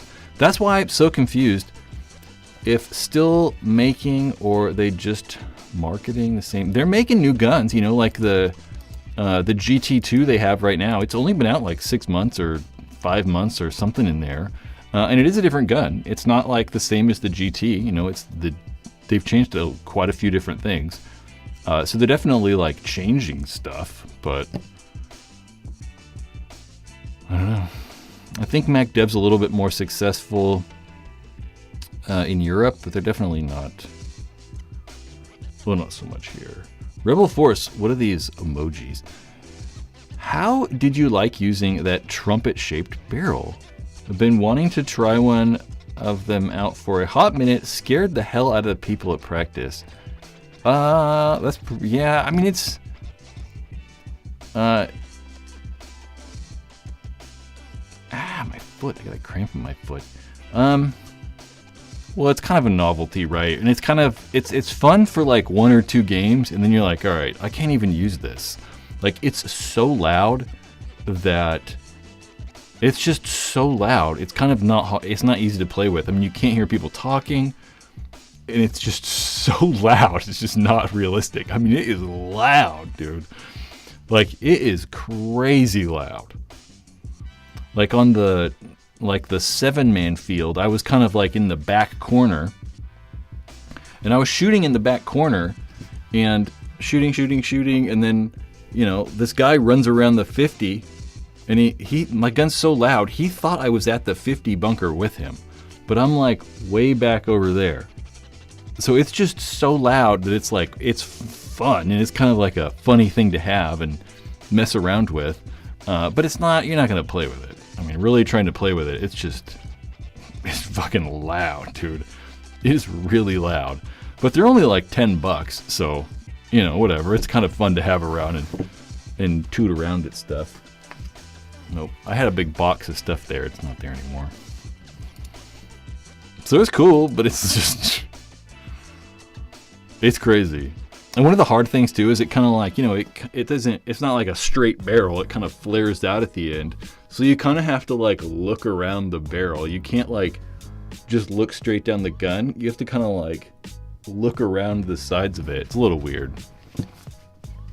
I mean, in the video I made, you can't really understand how loud it is. It's so loud. So loud.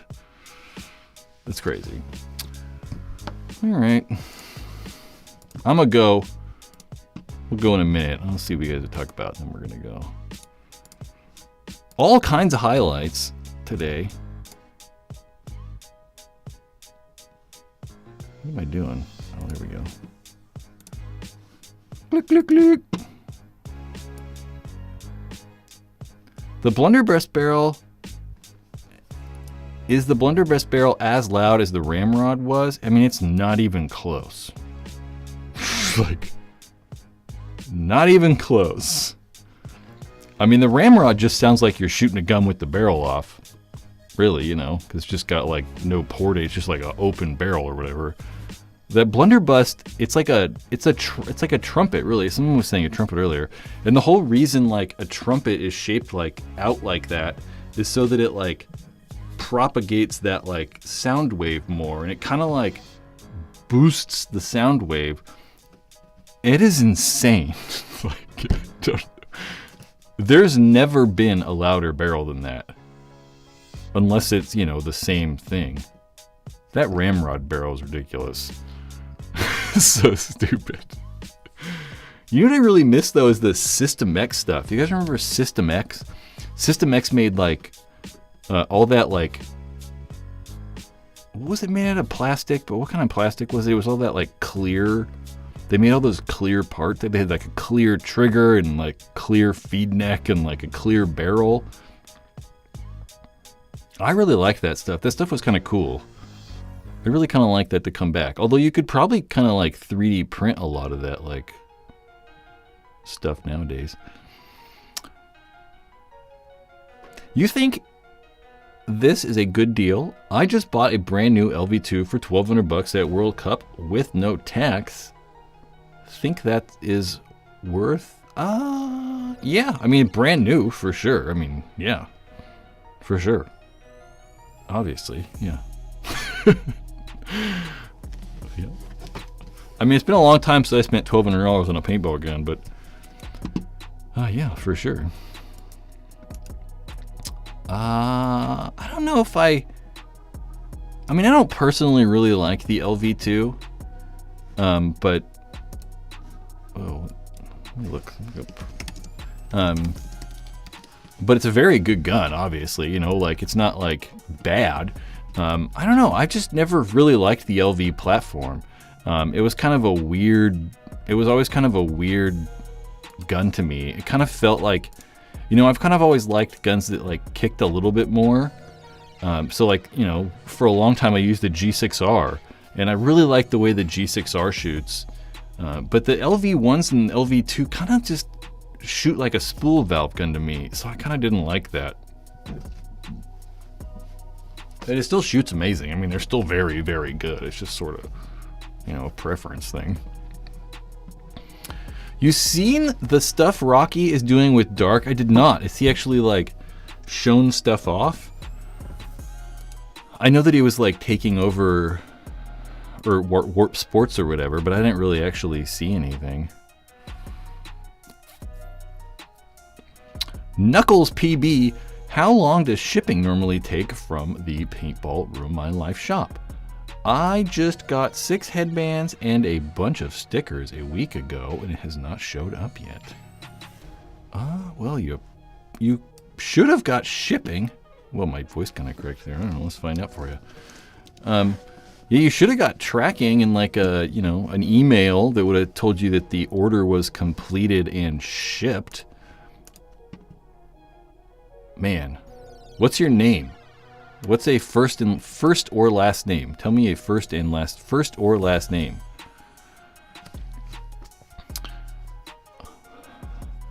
Yeah, but I mean, you should. I mean, most of the stuff, it depends on where you're at, obviously, you know. And if you did not pay for like priority shipping, it would have printed, and it would have printed. Well, I guess I'd print the label. It would have shipped first class USPS. So I think that their furthest day is probably like 5 or 6 days away or something like that. But certainly there are no orders pending. Craig, okay. They are right there. Wisconsin? That should be there, or like tomorrow, or something. Let's click that tracking number. Friday, tomorrow. It says expected delivery Friday the 17th by 9 p.m. Oh, I remember probably why this didn't. It should have been there today or yesterday, but I went to the post office too late, and they don't actually like. I remember this day. I don't remember what day it was though. Maybe that was Saturday? Let's find out. I can tell you right now.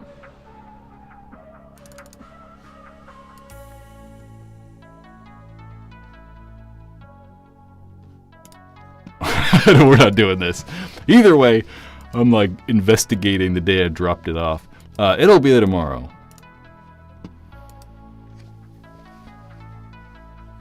Hopefully, as UPS says it'll be there.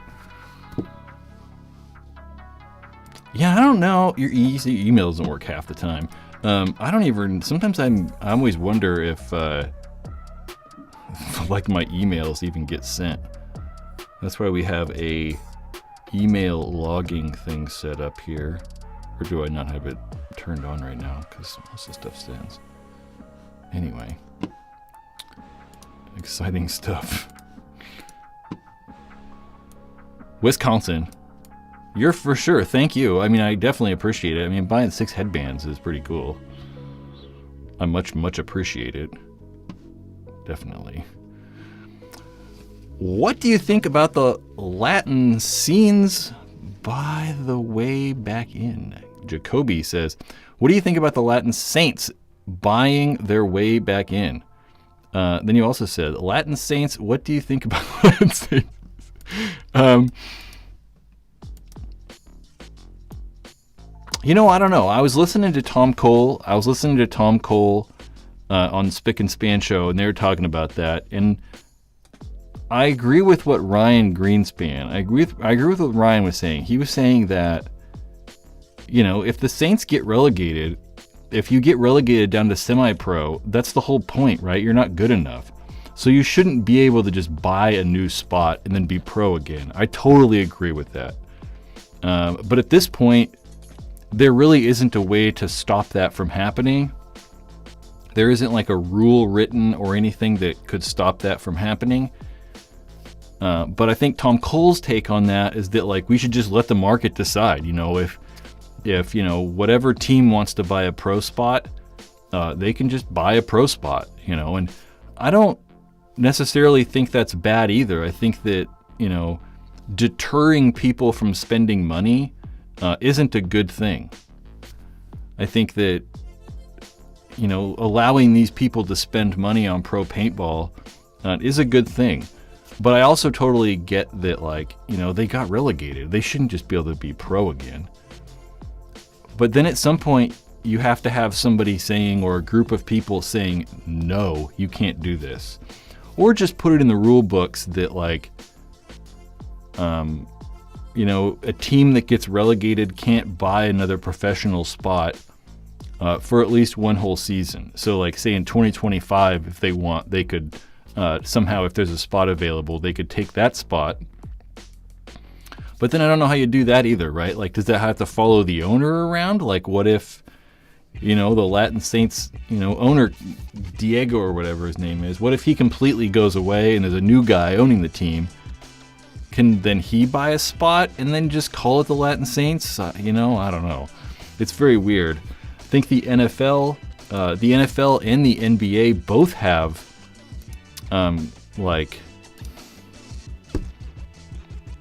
owners committees or something like that. They kind of briefly talked about that on the podcast too, where the NFL has to approve new ownership, and the NBA does the exact same thing. Here in Sacramento, the Sacramento Kings got a new owner in 2013, and that owner wanted to move the team to Seattle. So that was going to happen. He's just I bought the team, we're going to Seattle. And what ended up happening in that situation is the Kings ended up staying in Sacramento because there was so much pushback, and all the owners in the league were like, we don't really want to take and move another team. So they actually forced that guy to sell the ownership of the team because they weren't going to let him move. He's like, well, you can buy the team, but you're not moving to Seattle. We've decided you can't move to Seattle. So they wouldn't even allow that guy to move the team around, which I don't know if that's good either, right? I don't know if we want the 20 pro owners deciding which team is pro, right? It's kind of like this weird gatekeeping situation, where the NFL and the NBA have to approve ownership and whatever. But if they don't like a guy, you're not going to own a team because they don't like you, or they're not your friends or whatever. So I don't know. It's a weird situation. I think that the best way is probably, I don't know what the best way is. I really don't. I don't know. But I think maybe having a representative from each pro team, and then they could meet and then decide if that new team should be coming into the league or not.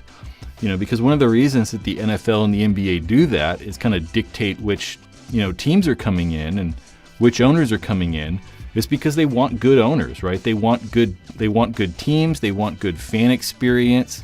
You don't want an owner that's just trying to tank and just be awful the whole time. I mean, Major League, one of the best movies ever. Major League 1 and 2 were very good. Major League 3 was some weird AAA thing. Terrible. But, we saw the plot of Major League was buying, they had an owner that was just trying to tank the team and make money, which is not good for the league. It's not good for the fans. So they're trying to make sure that there's good owners in the league. And that same thing could happen with, not allowing a certain team into the NXL, or only allowing a specific owner into the league. So I don't know, but I don't really have a problem with it. I think if the Latin Saints did end up buying that one spot that's available, if Revo and NRG merge, yeah, I don't have a problem with it, right? I mean, because obviously this is paintball, right? This is not the NFL and this is not the NBA. So I think that if you're willing to spend the money to buy that spot, then you should be able to do it, right? I mean, if you're willing to spend the money, hopefully you're willing to spend the money as well to get the players and, get good practices and get a good coach and make a good system. Because I'm not spending a bunch of money to buy a team and then just be shitty and not even try. So I don't know. And I know that there's some weirdness.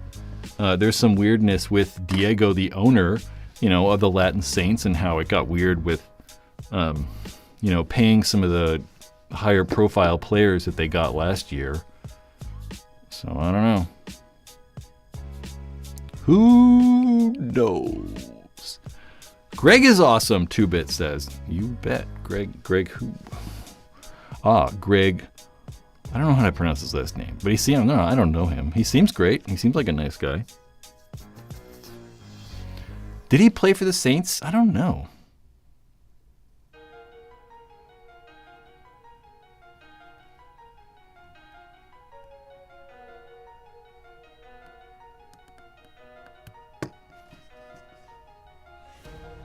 Two events last year.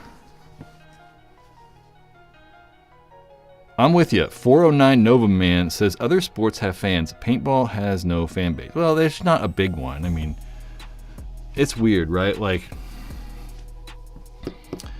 Paintball's a weird thing, right? I mean, I don't know. It's like a lot of other weird sports, right? I mean, I think when we look at basketball or football, right? It's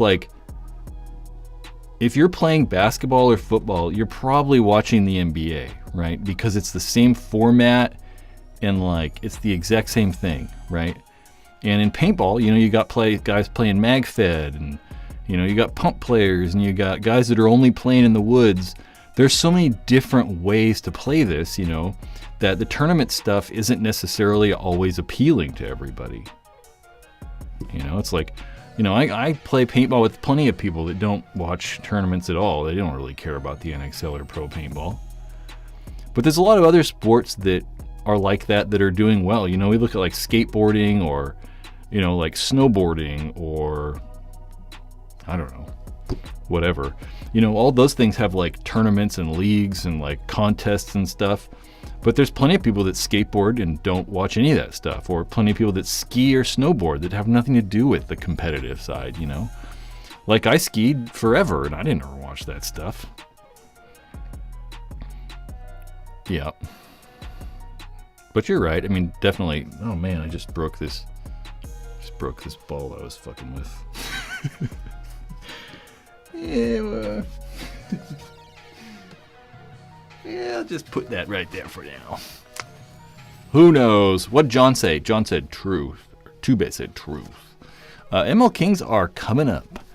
They'd be better, but they've had some of their best players taken by other teams. Yeah, that often happens. The ML Kings have... Man, that smells like bananas. Yeah, the ML Kings have done pretty well these last, like... I don't know, this last, like, 2 years or whatever. I don't know. Alright, guys, I'm gonna take off. I don't know, I gotta eat dinner and stuff, you know. If you like this YouTube live stream, make sure to go like this video when we're done here. You know, we talked about World Cup, we had new bunkers, we had some pro rumors, we had lots of freaking highlights. Just like the live stream, it's super helpful. It helps, like, you know, make YouTube know that you actually like it, and it'll show it to different people and all kinds of stuff. A little bit of fart.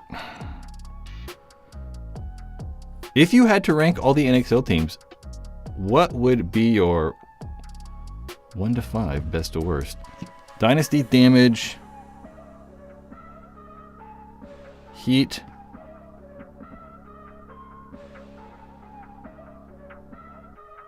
I don't know. It starts to get squirrely there. Those are the top 3. Yep. Not the Iron Man. I don't know. Okay, guys, I'm out of here. Like the live stream. Just give it a like, you know. I'd appreciate it. It'd be really cool. And, I don't know. I'll definitely see you next Thursday. Next Thursday, 4 p.m. Pacific Standard Time. We'll be doing this exact same thing. Streaming live on the internet. Bye, guys.